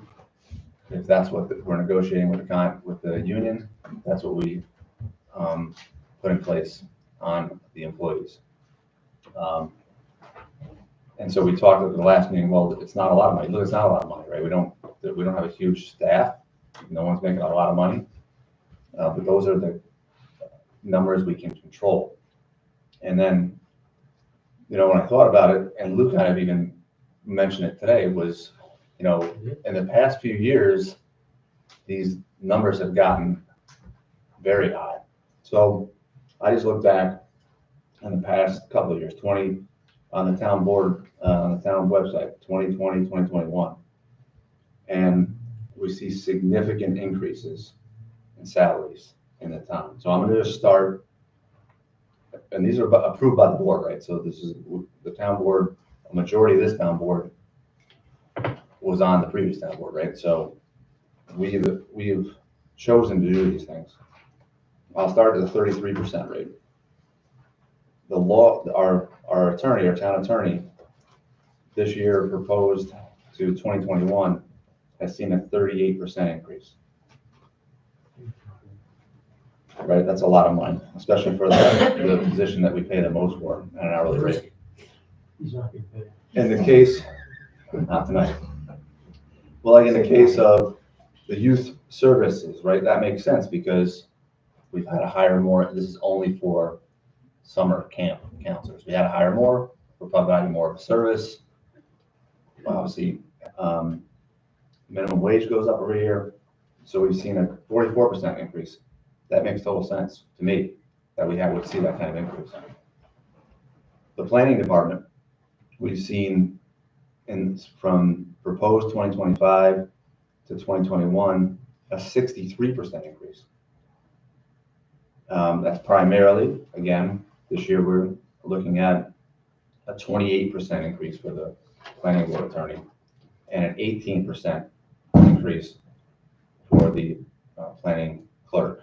Where's Bob Ryan? Wait a minute. I'm sorry? I said, where's Bob Ryan when you Wait a need minute, please. Yeah, Bob Ryan made $9,000. I know. And now we're gonna pay the same position $20,000 in a course of 4 years. But he also serves on the zoning board, which Bob Ryan did not do before. The water department, right, let's be fair, right? Water department as a whole has gone up 75% in those years. We added another position for that. And, in another 5 years, that position, the water department should go up about 20% because we're gonna add a water district. That's about 20%. At this rate, it's gonna go up a lot more, 20%. But 75% for a water district that hasn't changed in 4 years is a significant increase to our taxpayers. You know, in the past, right, back in 2021, we had a position where the secretary also was the bookkeeper. At the time, those were combined for about $38,000, 27 and 11. That's different now, and that's a decision the board has made. That's fine, but that's represents a 75% increase in just a few years. The zoning board, and let me just say, for instance, like the planning board members didn't get a big raise. They got a 2% raise. That's probably about $15 a year. But so I just want to be clear that when I say that the planning board raise is a 63% over 4 years, primarily because of the clerk and the attorney. The zoning board in the past 4 years has increased by 235%. It was $8,700 4 years ago. It's $20,000 now. And again, that this year we're proposing a 28% increase for the attorney and a 44% increase for the clerk. Again, prior, zoning, the attorney is new, so to speak, over the past 2 years. There was not a zoning attorney prior. But this year to last year is a 28% increase. And in total, it's a 235% increase. The position of deputy town clerk has increased 396% in the past 4 years. I think because of hours that were additional hours that there, from what was back to what there is now, some part of that is additional time. Is there additional responsibilities? Yes. So is, if the job is It's not- expanding too. That is not a true reflective number. It is a true reflective number because we've increased the budget by 396%. We've done that. The board has done that, right? Now, if things have changed, yeah, we've added hours to that, but it still is an increase. For the hours that were added. And for the amount that we're paying for it too. And the biggest one comes down to our accounting, right? Which we split off from previous time when it was combined into a position. It's now at a 414% increase. So we are paying a lot more for the services that we ask of the employees in this town. And it's not only is it this year, but it's over the past few years. And that's where you start to see this huge spike. And, you know, we cannot sustain these rates. We can't keep them going. We cannot sit here when we're potentially asking the taxpayers to pay an extra 20% in taxes. And this year alone, we're looking at a 14% increase, a 15% increase, 12% increase, 15% increase, a 44% increase, a 28% increase, an 18% increase, a 28% increase, a 12% increase, and a 44% increase. There's no business out there that's providing those kind of salary increases. And I don't think it's responsible. We all know that we're facing more costs everywhere. And to ask our residents now, in addition, and in part of a budget that's 20% to give these kind of raises, and then turn around and say to the highway department that they're going to get a 2% raise is not fair. So, well, highway got 14% raise last year. I would ask that, you know, I would ask, and I asked that for all of these that to get 2% raises. And they're not 4% raises, they're not 6% raises, they're double-digit raises. So I'd ask the board one last time to set up a percentage for this year that we're gonna ask our employees not to exceed. Could you show me the math on the 414% increase? Sure can. Thank you. Tom, I'd just like to add for the record, the reason why highway's only getting 2% of what you guys reflected this year was because last year, 2 of the positions got 14%. Your labor position was 10%, and your working foreman was what, 6%? And if he had gotten the 350 an hour like the rest of them would have gotten, he'd been making more money than I was. So just add that to that. That was, that started Reflects the accuracy. So it's because of the competitive situation out there in the marketplace, and people were going elsewhere and trying, because our rate was so low in comparison to other towns. So in 2020 and 2021, we paid the accountant position, bookkeeper position, $11,033. This year, it's proposed to be $45,688. I don't think that's correct. What's right in the budget?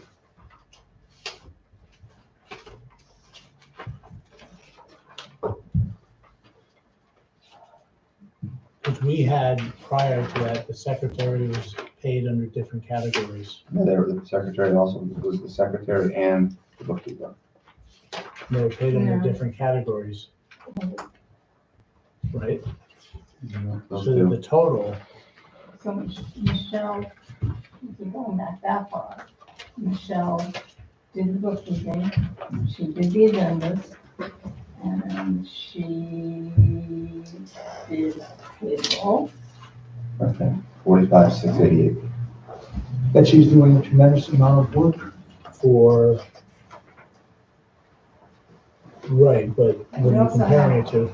I just told you, I'm comparing it to 2020 and 2021, we were paying that Are you sure position, that includes 11,000. all the pay for the person in that position? But you're going from a bookkeeper to with no background experience to a CPA. No, but that wasn't the only pay that was assigned It was to in the different person who was doing categories. that. It was in different categories. So you're comparing apples to oranges here. No, no, because we paid one person to be the accountant and also do, sorry, we paid one person to be the secretary and to do the bookkeeping. And the money- Years ago, we had Chet, who was just a bookkeeper, and Melissa, Michelle. And then when Chet no longer was with us, Michelle, excuse me, took over both of those. And she got a substantial raise. She got the extra.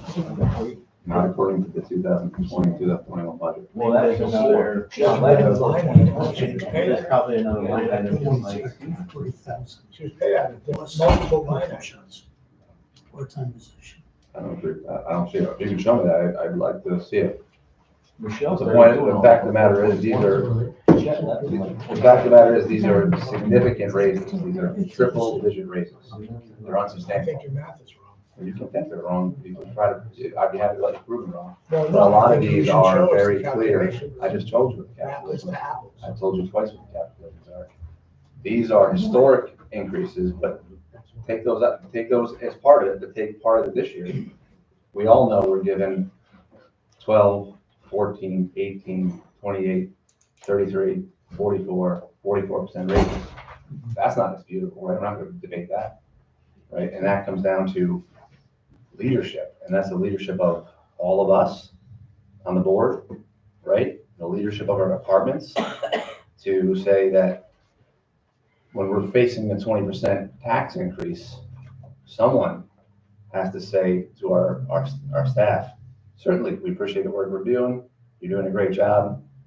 This isn't the year for 44% tax rate, or 40% salary increases. I think And no one, I'm not sure that we've said that. I've said that. I know I've said that, right? I don't know that I've heard anybody else say that. And it's just, there's no one out there, when everybody's dealing with inflation, when everybody's dealing with the things that they're dealing with, no one else out there is getting it. And we shouldn't be doing this. I think it's insulting to our taxpayers. It certainly doesn't make you popular in town hall when you say things like that. And I've received nasty emails, and you've seen them too, right? Because the person that sent them to the whole town board. That's fine. The reality is, there's no year we should be giving out 44% increases. And if there was a year, it's certainly not this year. So I'd ask the board, before Wednesday, tonight, we can discuss it. We should cap these across the board and be reasonable with this year's budget. There have been certain individuals who we're talking about there, who did not get an increase last year. And for they declined an increase last year to assist in the budget process, and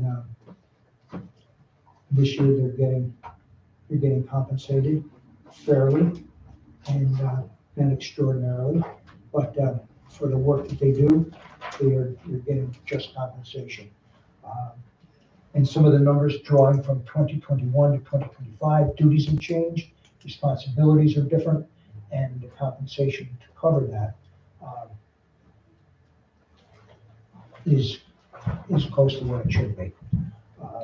Because you would look at like the marketplace too, And we have and to, what those other people would be making in the corporate world. All wages have gone up. My guys have gone up. Frankly, I think that the wages that we pay as a town government are probably 30 to 50% under market prices. And I don't want to say that too loud because then everybody in the town's going to leave. But I've tried to hire people for my company, and the pay scale here is very low. I think the advantages of working for the town government are many. Maybe that makes up for the pay, but I don't know. What do you see out there in the workplace? Do you see people making pretty good money these days compared to the town employees, or? Well, I said that earlier, that no one took a job in town government to become a millionaire. I Right? didn't We say all that. know I that just that's said, the is case. it, are they fairly All these compensated people, compared to private industry? all these people willingly took a position, right, knowing what the pay was. And, again, these are part-time positions, so I think offering them, whatever we can in sense of to try to offset inflation is fine, but not 44% rate. And that's when you see, just in the past few years, these salaries have increased. And point in case, we just talked 2 weeks ago about, the bookkeeper position now is a significant salary, and we talked a little bit, almost even what Lou said, we talked about bringing someone here on a temporary basis, 8 to 10 weeks to try to fix the problem. And now on the town website, we've got a position open for a part-time clerk position to work 20 to 25 hours a week to reconcile bills. And I don't know how we could possibly be talking about adding another position when we have a bookkeeper, and the primary goal or the primary stated job responsibility is to do bill reconciliations. This month we have 43 bills. We're really not going to pay someone 100 hours a month to reconcile 43 bills, are we? I mean, that just doesn't make sense. You have to go back to what Lou was saying earlier. This has been ongoing. So for the CPA to go back for 3 or 4 years to do the financial audits that weren't done takes a lot of time. So Betsy was originally planning on only doing bank reconciliations, which haven't been done all year. There's any number of accounts that have been opened and they haven't been reconciled. And I guess I would ask where we're at for the income part of it, because we don't have a monthly from QuickBooks. We don't have a quarterly. So we don't even know what's unexpended. We don't know where those departments are at. So have you loaded in the income part of it yet? No, I have not. I have not. So we don't. I don't disagree with you, June. I think it's a project, right? It's not 20 to 25 hour a week job for the rest of forever, right? I don't know, I think we can get our hands around it as is, because we have a bookkeeper, almost a full-time bookkeeper who's a CPA. But if we need help, we need help. That's fine. It's a project, not another position in the town that, based on history, could be getting a 12, 18, 22, 33, 44% raise next year. So that's when it becomes, small governments become big governments. So we could hire Teal Becker or one of the accounting firms for that 8 to 10 weeks, figure $120 an hour, 40 hours a week, about 50 grand. That would have to go out this year. I think, I'm just gonna say, I'm not I wish they were, we could just snap our hands and make it go quicker, but we're not there yet, and we have to continue, and we need to add in is, I think having somebody in the building to push through the backlog is the right path to go at this point. And, get some more, CPAs or whatever working directly for us, but hiring a consultant and coming in that's gonna be more money than all the stuff that you just outlined there. Yeah, but it'd be more money in the short term, but a lot less money in the long term. I don't know about that. I don't Well, you think- can't hire somebody and paying $22, because now we kind of set the precedent, right? Where that a code position is $22 an hour, so 22 times 100 a month times 10 years is a lot more than bringing somebody in for a couple of weeks to fix a problem. I don't know that that's the solution anyway for a couple of weeks, because if Tom is in charge of the bank funds, you need an independent person other than somebody in town hall to reconcile the bank statements. That's what the state requires. So I don't think that we even have enough money in the accounting part right now for that extra work that needs to be done from an accounting firm.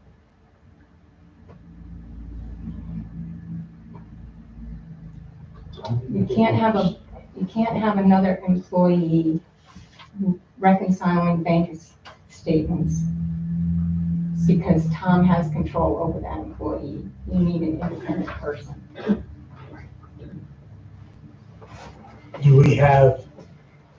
There's nothing in this budget that would allocate more money for additional bookkeeping staff, is there, for next year? It's not there. For additional people? Right. There's no money, We only have, nothing in this budget for that, is there? This is just for existing employees. There's there's 20 in Contractual.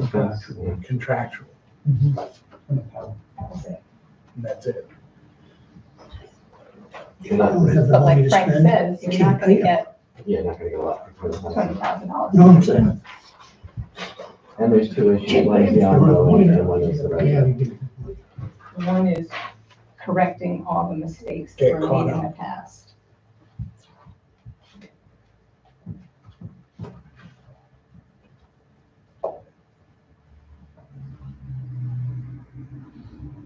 And I know Tom has talked about the IRS and how he's been in contact with them too, but at some point, we probably are gonna be penalized. And those penalties are gonna fall in 2025 also. Should we be adding money for an additional person to help out, or possibly hiring a firm in next year's budget? I have a proposal, I have an idea of bringing in an independent person to do reconciliation on vendor 1099 status, to do reconciliation. That's for the 20 to 25 hours would be this year to try and catch up, and could possibly, and would be able to do a budget transfer. And the funding for that comes out of what item? Would come out of, right now, come out of planning contractual, because there was 9,000 and change that is up there. For this year? For this year. That would more than cover the 20 to 25 hours through the next 11 weeks. Would cover that. And looking at possibly different funding options for next year. For that person must. Well, we should decide that now, shouldn't we? Yes, but if you're talking about Kathleen and being an independent contractor, and to get a 1099 for an independent contractor, you would have to have an established business. I don't know that she understands that. You need a federal ID number, you need to pay taxes, you need all that taken into consideration. So she's saying, yes, she's accepting of being that 1099 person, but I don't think that she understands what's required to She be did not give us a W-9 that. with her social security or tax ID number. So we're back at a firm again. Right. I think that money would work back to 1099. It's a 99 person. Yeah.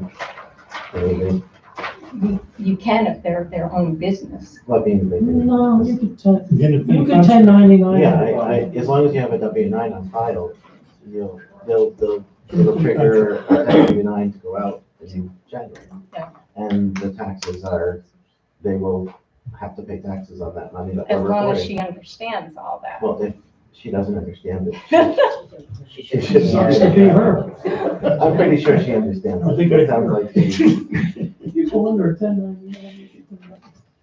yeah, I can't be in that business and not be worried about it. So do we have any money in contractual for next year in case we do need to continue this? As long as you don't supervise them, you cannot. For 2025. That's all it takes. Right. So we have 20 in the budget. I don't cut class. 24 is in the half for contractual. For next year. We went up from the 20. That's right. So I think a big question we have to ask is how much money from unexpended balance are we gonna do to offset any tax increase or some of the tax increase? I You don't know where you're me at. personally, I can't answer that question until we have actuals from either 2023 or 2024, so we can see how much we spent. Because I don't think we should be raising taxes, not knowing if we spent the money that we got last year. Well, I did a calculation That's that it. if we wanted to keep the tax increase at only 10%, which instead of, because she has a combined rates here, 2025 of 18.4. And if we wanted to keep that to 10%, that would make it 15.92. The difference would require $230,000 from our unexpended balance. I'm gonna say the same thing. What if we didn't spend $200,000? You know, like, in other words, what if our fund balance is increasing by $400,000 a year? Then a tax increase is really not necessary. We need to know what our fund balance, if it's increasing or decreasing, and we need to know what we actually spent so we can validate these numbers. Well, it doesn't seem to me that we're gonna find out what the actual is before our budget is due to the state. That's why I said at our first meeting, it's like we're driving at night without headlights. I can't, But I don't know what choice we have. we can say no, To what? the budget. I mean, I Talking about fines, $40,000. Do we know how much money is in our? I just, we gotta find out those numbers. Well, Tom went through it at our last meeting, and I believe you said it was in the range of 1.4 million. Is that correct? Can't be there, because we just spent some of that for the truck, 200,000 for the truck. I think Tom gave a good example of those numbers were good, but just, I wanna know how much we spend compared to how much we allocated. Because if we allocated, I agree with you, but I 3.5%. just don't see how it's gonna be, from what we've been hearing, it's not gonna happen in time for us to get our budget. So what do we do? Okay, I have numbers, I have not put the numbers in for this 2 years of what was signed today into the chart. We'll do that, that's for you Monday morning. But you just had expenditures. We don't have the other side. We don't have the income, so we don't know how much is left in unexpended for all those departments. So you really, DJ was thinking that he had more in unexpended funds than we're showing.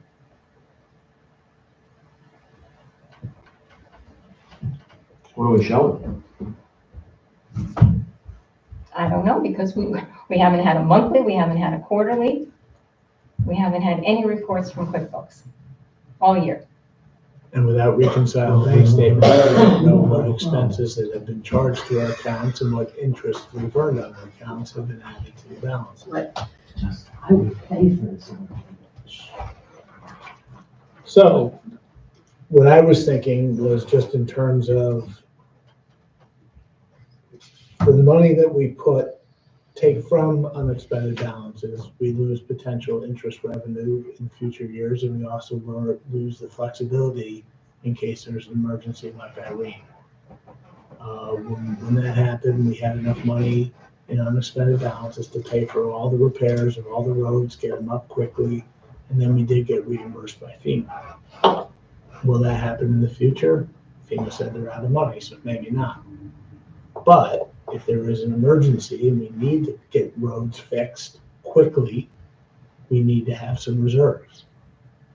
On the other hand, we can't have this kind of tax increase.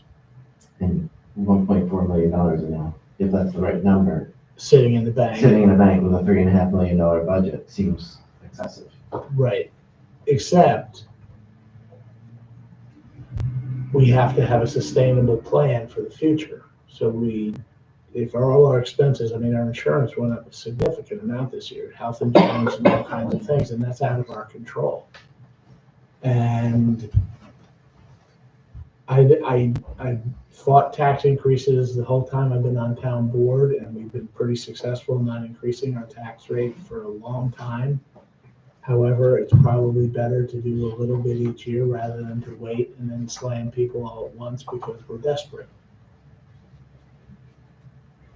So I think there's got to be a balance of taking some of the unexpended balances that we know is going to hurt us in terms of flexibility and emergency, but also not to have so much that it's wasting, causing people to have a big tax increase. So I think the real issue is how much do we want to contribute from that? And that's why I came up with a rough estimate of if we want to limit it to a 10% increase. That's the total combined rates for everything. It would have to be $230,000. Do we want to do that? So originally Betsy had plugged in the 300. 350, I think. No, 300. The same as last Right. I just don't think, I mean, the past budgets seem to be the same, like where there's no actuals compared, so I just don't see in good conscience raising or lowering the taxes or using when we don't know the numbers. I just think that's wrong. I think we have to get the number. I don't know how, but I don't know, I'm new on the board. I don't know what the time frame is, when you have to have a budget in, but when do we? What's the deadline? November Yeah, 1st? Thursday after election day. Thursday after election day. So I really think we need to get to, let's say, from my point of view, a 95% confidence number on our income and expenses for 2023 or 2024, whatever you think is quicker. We could, and we have to have that before that date, because I don't think we should be able to, we can't say, well, we didn't know how much we had, so we're just gonna raise taxes to accommodate. It's just unacceptable for me.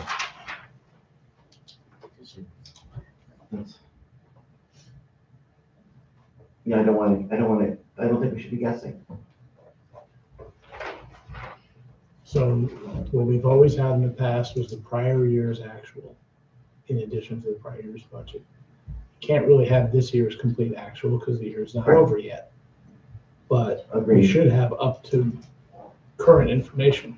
I'm thinking even just up to current information, compare At least 3 quarters, maybe the first 3 quarters of the year. And that's what I'm saying, some sort of number that we can look at and say, the trend is. Right. Is this account is not, this budget number of 10,000 is actually 8,000, this one is higher, and put it together. And then I would feel a little bit more comfortable supporting. Well, if we did that, either of those. if we did that, then we wouldn't be able to pass anything tonight. I don't think And we would probably be able to pass something the next meeting, but we have to then schedule another meeting for the budget. I prefer to just do it when we have more information, or at least can we get to that level of information? You'll have I have the expenditures, like I said, up through into September. I'll add October's. I have information on income that we have received this year, which I'll pass along, and I'll have that for you on Monday morning. So then what we are gonna have to do then is schedule another, budget meeting, because we can't pass anything tonight. Correct. So this will be something hopefully we could pass next week, which we already scheduled and public noticed, Preliminary. yes. Okay.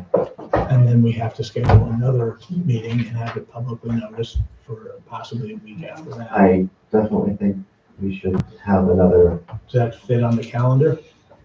Next week is the 17th, so it'll be No, 16th. 16th next week. So it'll be the 23rd also.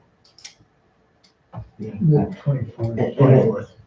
And I know we're trying as hard as we No, can. it's fine. to do I don't everything. care if we have I to just have think we extra need to meeting. just have as much information as we can, so we're not. We're driving at night. And driving Without at night, headlights. I don't like driving at night without lights, but that's, you know, and it's not. Everybody is working, you know, Katie's working, Tom's working, everybody, you know, June, everybody's doing something to get to that point. I just think we just have to get us closer. So if you have numbers Monday morning, that means that we would have numbers to talk about in a public meeting next Thursday, right? Next Wednesday. Yes, sir. And then we can, so we have to, now, is it time enough to publicly notice a meeting for the following week? Do we have enough time for that? How long, what's the time? 7 days. 7 days? So somebody needs to call in tomorrow to get that. All right, So so what's the date on that again? 24th, Sue. Please. 24th Is at that 7, enough time? at 7 or 6? Probably should do it at 6, otherwise we have to have breakfast again. So you're saying the 24th rather than the 31st, or the 31st is a regular meeting anyway? No, the fourth Thursday would be the Oh, I see it, the 24th. 24th, okay. Your calendar says 4 weeks. At 6? Is that doable? No. This is 6 o'clock. Oh. Because of your work schedule. Yeah. You can. That's not too early, is it? We can do it at No, 7 if you want.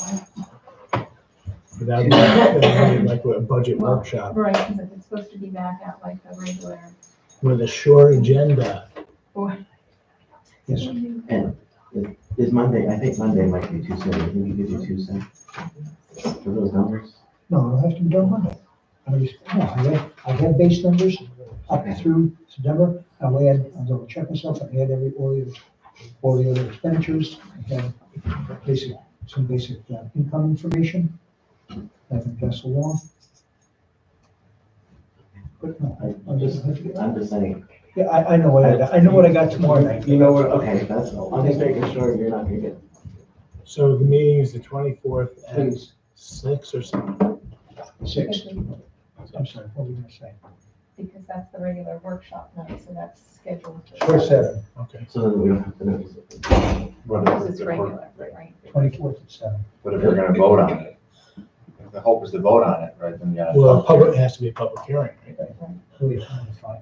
So next week, there is no public hearing, but there'll be a public hearing at the following meeting. Because that's what's required. Right, next week's has been already notified, it'll have to be changed. That there's no public hearing.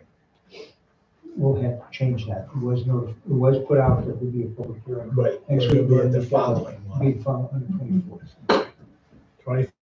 24th at 7. 7 o'clock? What time Wednesday? 6. The 16th, what time? 6. 6 p.m.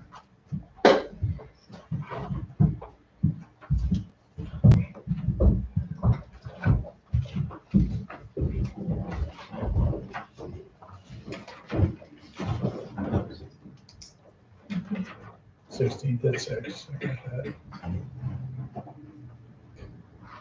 the 24th at 7.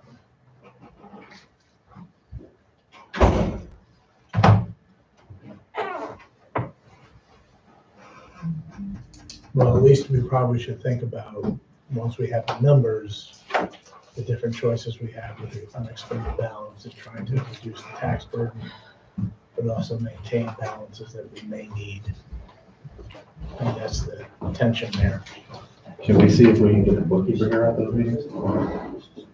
Well,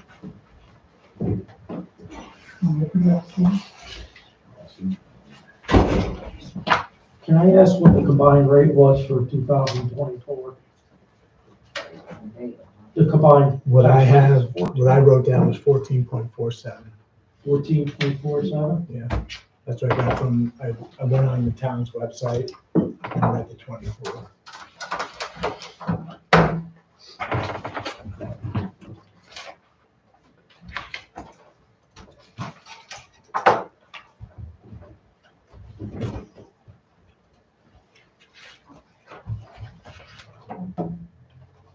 The original budget was 14.47.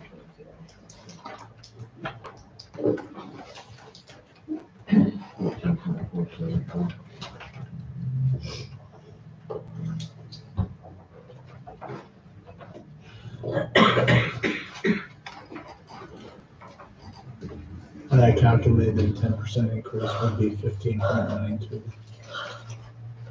But it all depends.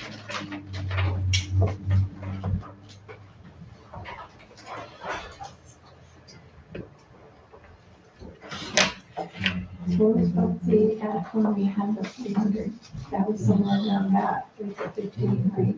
Using the 300. I don't have it with me.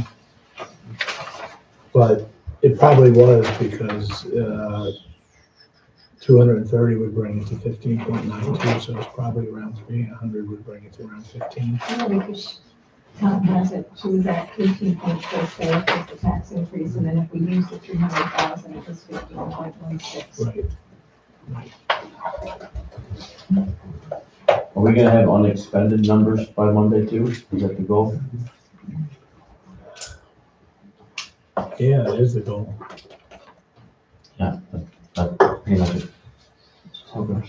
Because that just brings me back to the first question, if we were looking to cut, that we could use the unexpended for the truck payment to lower the highway budget, 60 grand. When we ordered that truck in 22, we were told we had $400,000 in highways unexpended, so one would think that it would be higher than that because we haven't gone over budget in the past 5 years. I'm just curious if that is an actual number, because that's what we were told when we ordered that truck in October of 22, was that highway had about $400,000 unexpended. So that would be more than enough to take 57,000 out to pay for that last truck payment to drop your highway budget. I don't know that I believe that. I'm just telling you what we were told Yeah. at that time. If that wasn't an accurate number, we probably wouldn't have ordered that truck, honestly, 2 years ago. Well, you need it. I know, but, that was what we were going with. I think a lot of the numbers that we were told a few years ago were not right. Which goes back to Lou's point that it's been ongoing that we didn't realize, and Tom just kind of. And I think that legitimately the board does take some responsibility for this, but we can only work on information that we're given from people in the office. And if they hide documents, then we don't know. How do we know? And that's what happened. Well, let's be careful. Frank was upset about a letter that he called a headpiece. Let's not say things on the board like that we don't know is true, right? Because then make it sound like we're saying that, right? Okay, please let's stop. Okay, so we're set for the 16th at 6, the 24th at 7. 7? Right, no, 24th to 7, because that's regular workshop time. Okay, thank you very much. All right, Can I ask EJ one more thing? When you're saying about going back to the 336 instead of the 348.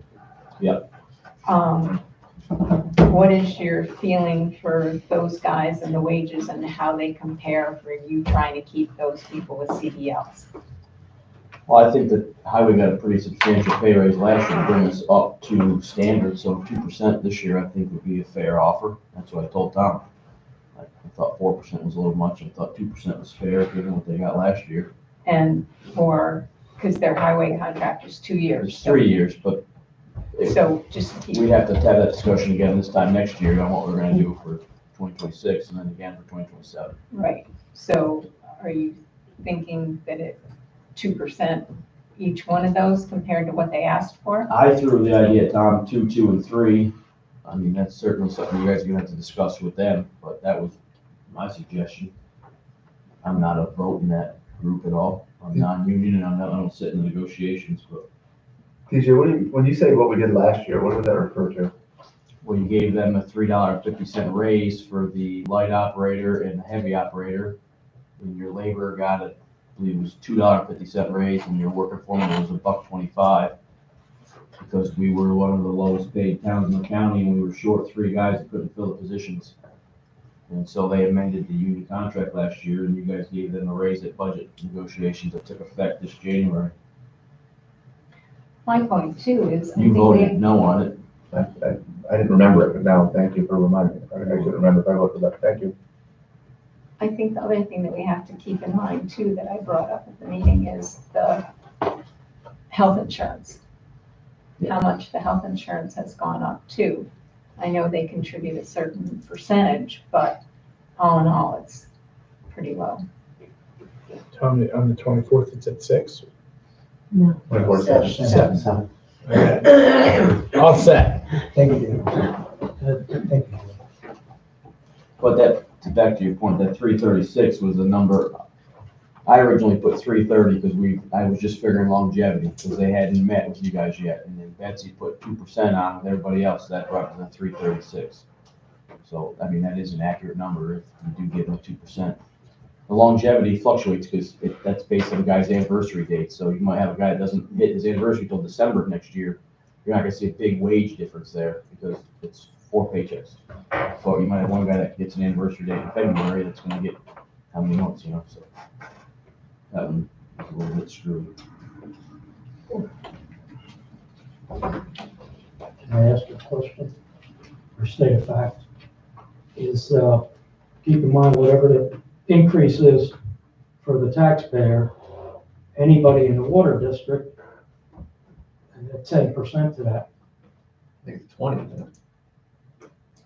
No, anybody that's in the water district will absorb the increase in the tax rate plus 10%, because you're increasing the benefit rate, the rate per benefit unit to 388.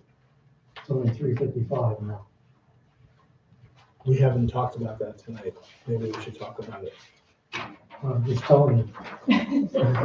No, what I'm saying On is, paper. what I'm saying is the amount to be raised on page 1, that number came from all the budget items for the water district.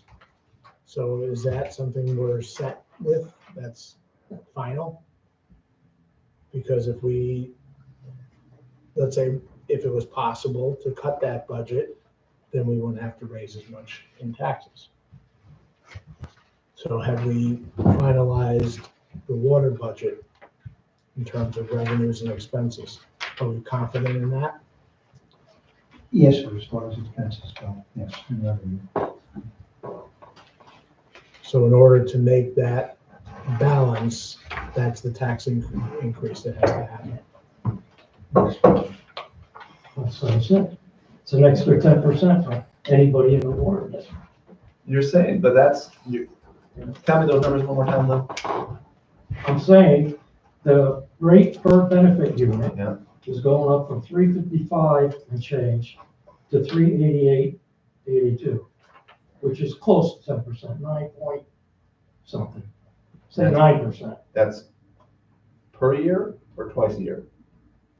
No, it's once a year. You pay the benefit unit, anybody in the district has to pay X number of dollars. Next year, you're telling me it's gonna be 388.82. So that means I'm paying 10% more than anybody else for being in a water district. Well, I guess it has its benefits. I have some questions. I don't know what they are. If you look at the, That's your benefit. look at page 19, I got it. we're going from the 2024 adopted budget, and the benefit unit charge here I see is a back calculation. But this number here, the 341, is higher than the amount to be raised by taxes on page 1. And also, the changes, the less, less benefit charge is a $20,000 drop from 25 from 24. Yet the total revenue goes up by 40,000. Something's a little. You're going from the 324 to the 341, is what you're saying? Yeah, but the 341 in the preliminary budget as benefit unit charge is not what's written on page 1.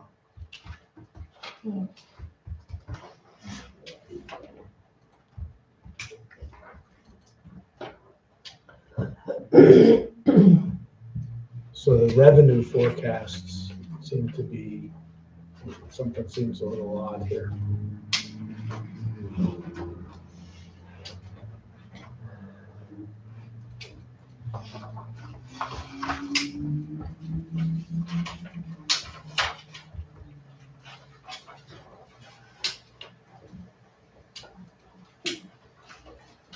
I mean, I don't think the benefit unit charge should increase from 286 and 24 to 341 in 1 year. And there's something seems wrong there. If you look at the expenses, Unless they were wrong before. unless they were wrong before. But the expenses go up by 17,000. So if the expenses go up by 17,000, this should not go up by 60,000.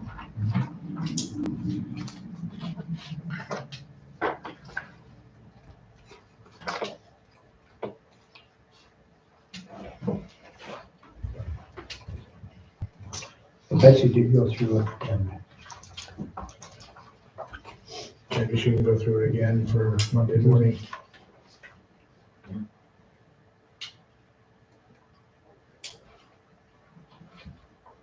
So we do not want to have a benefit unit charge increase that much if it's not accurate. And maybe that was, because remember I said she was going with, originally draft numbers, so maybe her numbers are wrong, because now Lou's saying, the in-district is 821, or, sorry, if Sue said it, I don't know who said it, but we don't. But wasn't that the number last year, 821?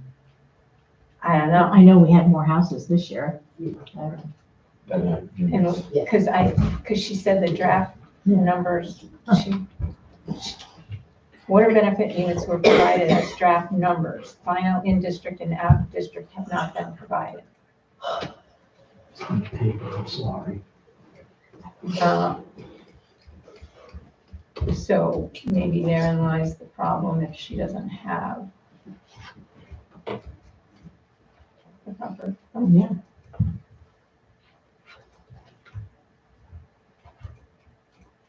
The out of district, I think we only have one more additional one. It's pretty nice. Other than that, That'd be the only additional out of district. out of district, but we have at least 5 or 6 or 10. I've been keeping track. It would be however many, because you guys are sending them to the county now, right? Or who sends them to the county once the other permits are closed? Somebody? What did you say, Assessor's office? No, Betsy's done. We haven't done it since Tiffany was here. Okay. You've done what? Just let the county know to add somebody when a house, the permit is closed. The county gets notified to put them to add them as a benefit unit, because us in the assessor's office, we can't make that change. Oh, so there have been no additions made to that? That I don't know, because we passed that off last year. Well, it needs to be fixed. There you go, Tom, more work for you.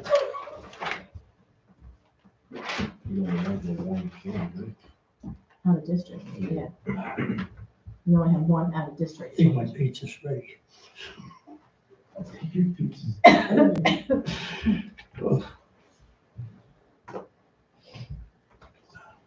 But the 821 was a good number. But I need that information from my building guy. I need to know. You get it.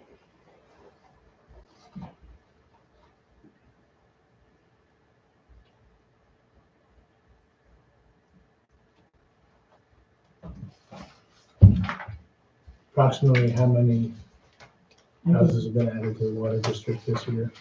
Ballpark? 10? 7 to 10?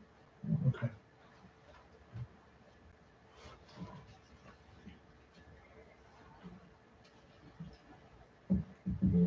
So is that the plan?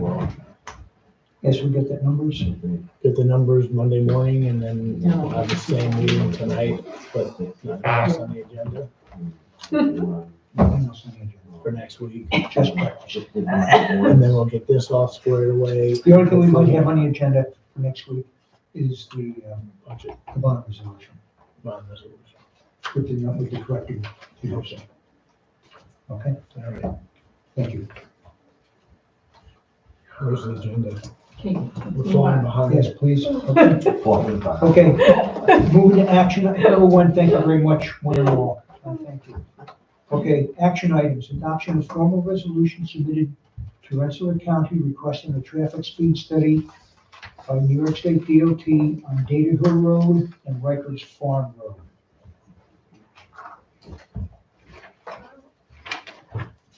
This is a resolution just to request it.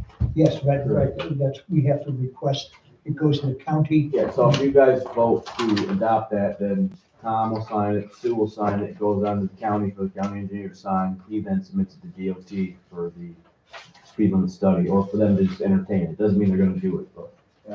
Okay, can I read it?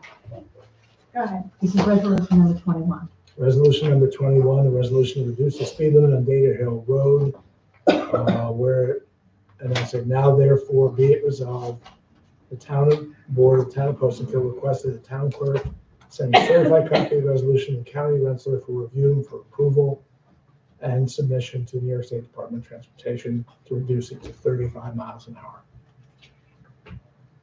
I'll second. All those in favor? No, we gotta do the roll call. I'm sorry, Councilwoman Jan. Butler? Yes. Excuse me. Councilman Brzezzi? Yes. Councilman Haas? Yes. Councilman Oliver? Yes. Supervisor Hessel? Yes, please.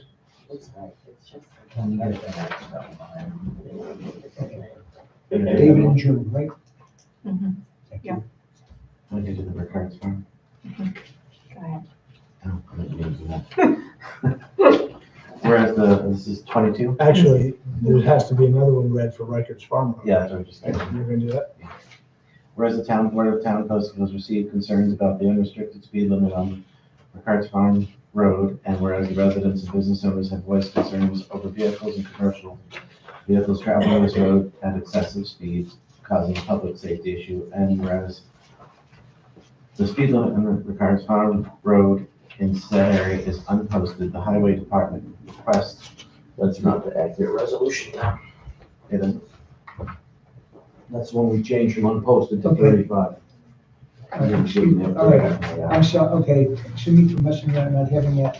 Okay, the residents have voiced concerns over vehicles and commercial vehicles not abiding by the 35-mile-an-hour speed limit, causing a public safety issue. And whereas the speed limit on Rikers Farm Road is, said area is 35 miles an hour, the highway department requests to reduce that maximum speed to 30 miles per hour. Now therefore be it resolved that the town board of the town of Poestenkill requests that the town clerk of the town of Poestenkill send a certified copy of this resolution to the county of Rensselaer for review and for approval and submission to the New York State Department of Transportation. I'll second it. I'll offer it. Or did- No, he, I'm sorry, June did, I'm sorry. June said it. No, if you read it, it's you and Dave Setman. It's not that critical. No. Let's move along. I'm sorry, excuse me. I know you- sorry. Okay, seconded by David? Yes, Thank you. you're welcome. Roll call. Councilwoman Butler, Yes. Councilwoman Butler, Councilman Berzisi, Yes. Councilman Haas, Yes. Councilman Wallaber, Yes. Supervisor Russell. Yes, please.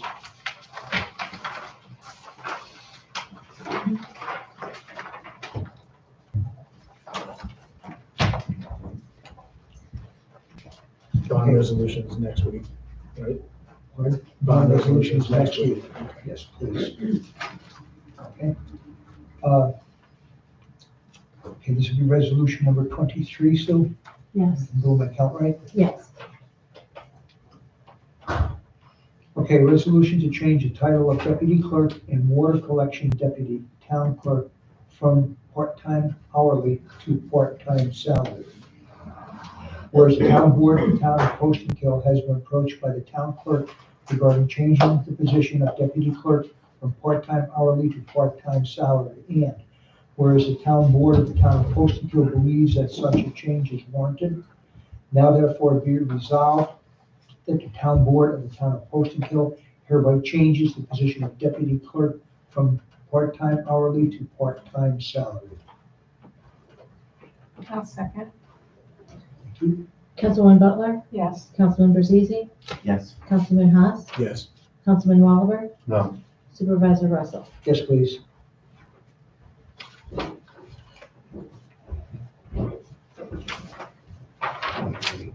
Okay, resolution number 24. Sue? Yes. Thank you. I'll read it. Thank you, David. Give you a rest. A resolution to change the title of deputy tax collector from part-time hourly to part-time salaried. Now therefore be it resolved, the town board of the town of Poestenkill hereby changes the position of deputy tax collector from part-time hourly to part-time salaried. I'll second. Councilwoman Butler, Yes. Councilman Berzisi, Yes. Councilman Haas, Yes. Councilman Wallaber, No. Supervisor Russell. Yes, please.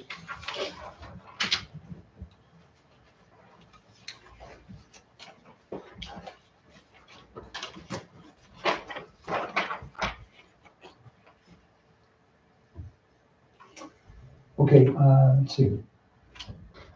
All right, we've reset the schedule for next week. We have a workshop.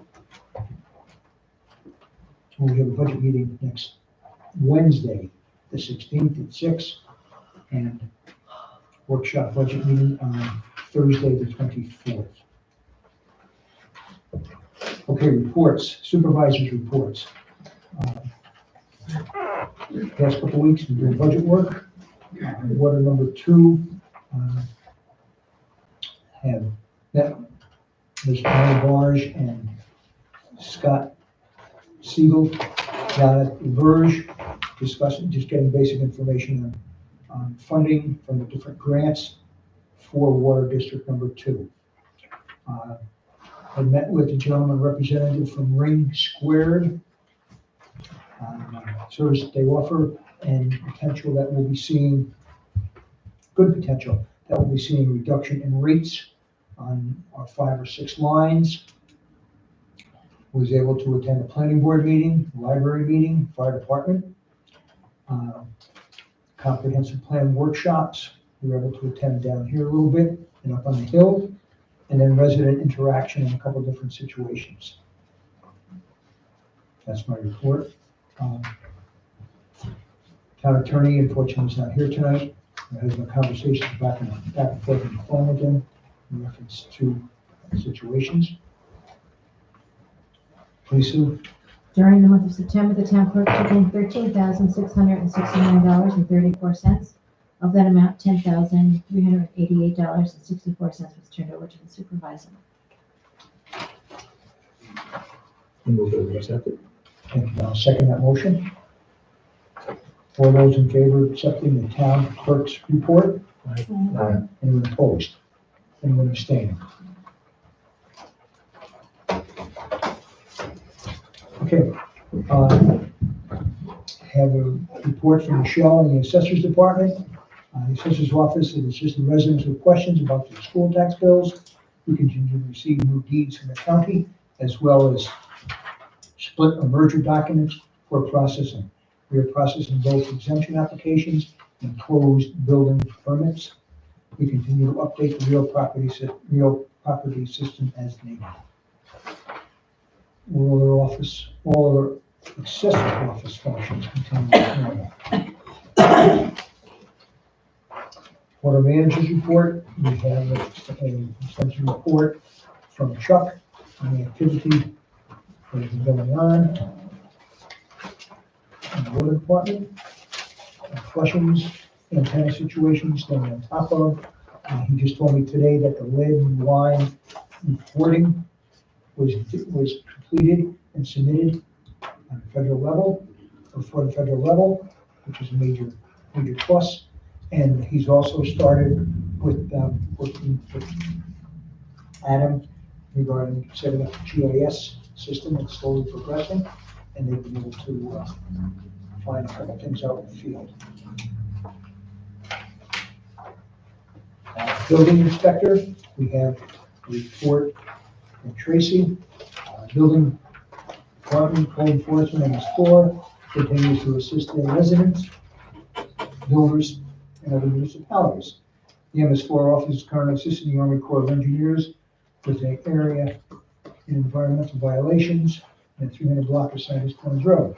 The MS4 office has completed the required operator certification form for e-reports, submitting as well as a 6-month interim progress certification for forms.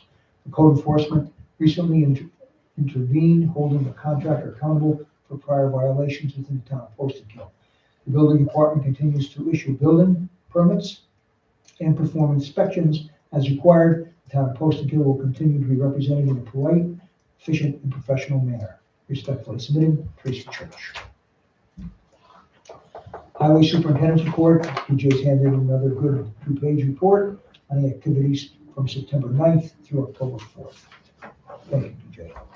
The only thing I want to add is that, regarding Rob here tonight with the Heather Ridge fire pond, when they get all squared away with DC, we're going to assist them with our equipment. We're moving out the old dam and mucking out the pond and getting rid of some of the gravel on it to make it deeper. So, just so you know, we're going to be taking Removing the old dam, meaning like the corner of it? Yeah, the one corner of it, Corner which that's is the right. dry hydrant side of it, we're gonna remove and then excavate the bank so they can put their forms in and do all their concrete. Most of the dam stays. Yeah, I'd say more than 3/4 of it. Yeah, like It's only a 12-foot section that's coming out. Got it. There's not much there, it's already pretty much out, just a little bit of grade work to get it so they can make their forms fit. Is the fire company gonna drain it?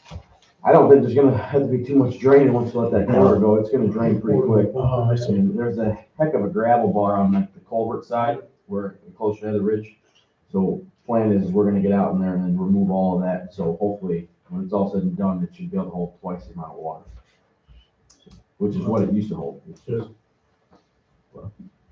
Is there a dog control report?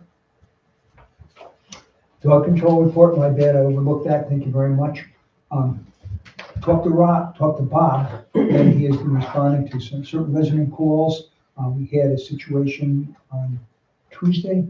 On Tuesday, a resident came into the situation down here in the flats, and he reported it, and Bob did swing by and picked up the report from the resident, and went and talked to the owner, and there will be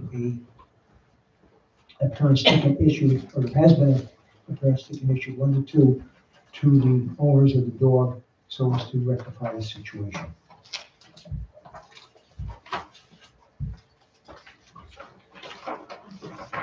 Any others? I move that we pay the general and highway bills of $47,587.90. All those in favor of paying the general bills? Anyone opposed? Anyone abstaining? I move that we pay the water bills of $3,512.67. I'll second. All those in favor?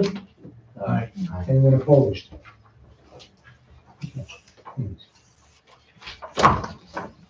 Okay, public comment period? Breakfast is on its way. I was just gonna say. Thank you very much, sir. We appreciate that. Bacon, Okay, scrambled eggs. I have a comment. Is it about time you got your ugly mug up here or what? I haven't deserved that yet. Light Lumber will happily make a bigger plaque so you can go on here. It's been almost a year. Gotta earn it first. Thank you, sir. Thank you very much. I think you're putting in work. Me too. Bigger board. He's offering to make a new board. Yeah. Well, I'm done. Maybe we need some wood. Okay, that closes the public comment period. I think we just glue a picture on the side. I can add that too. Okay, we now go into executive session. We thank everybody for their attendance. No kidding. Their time, and everybody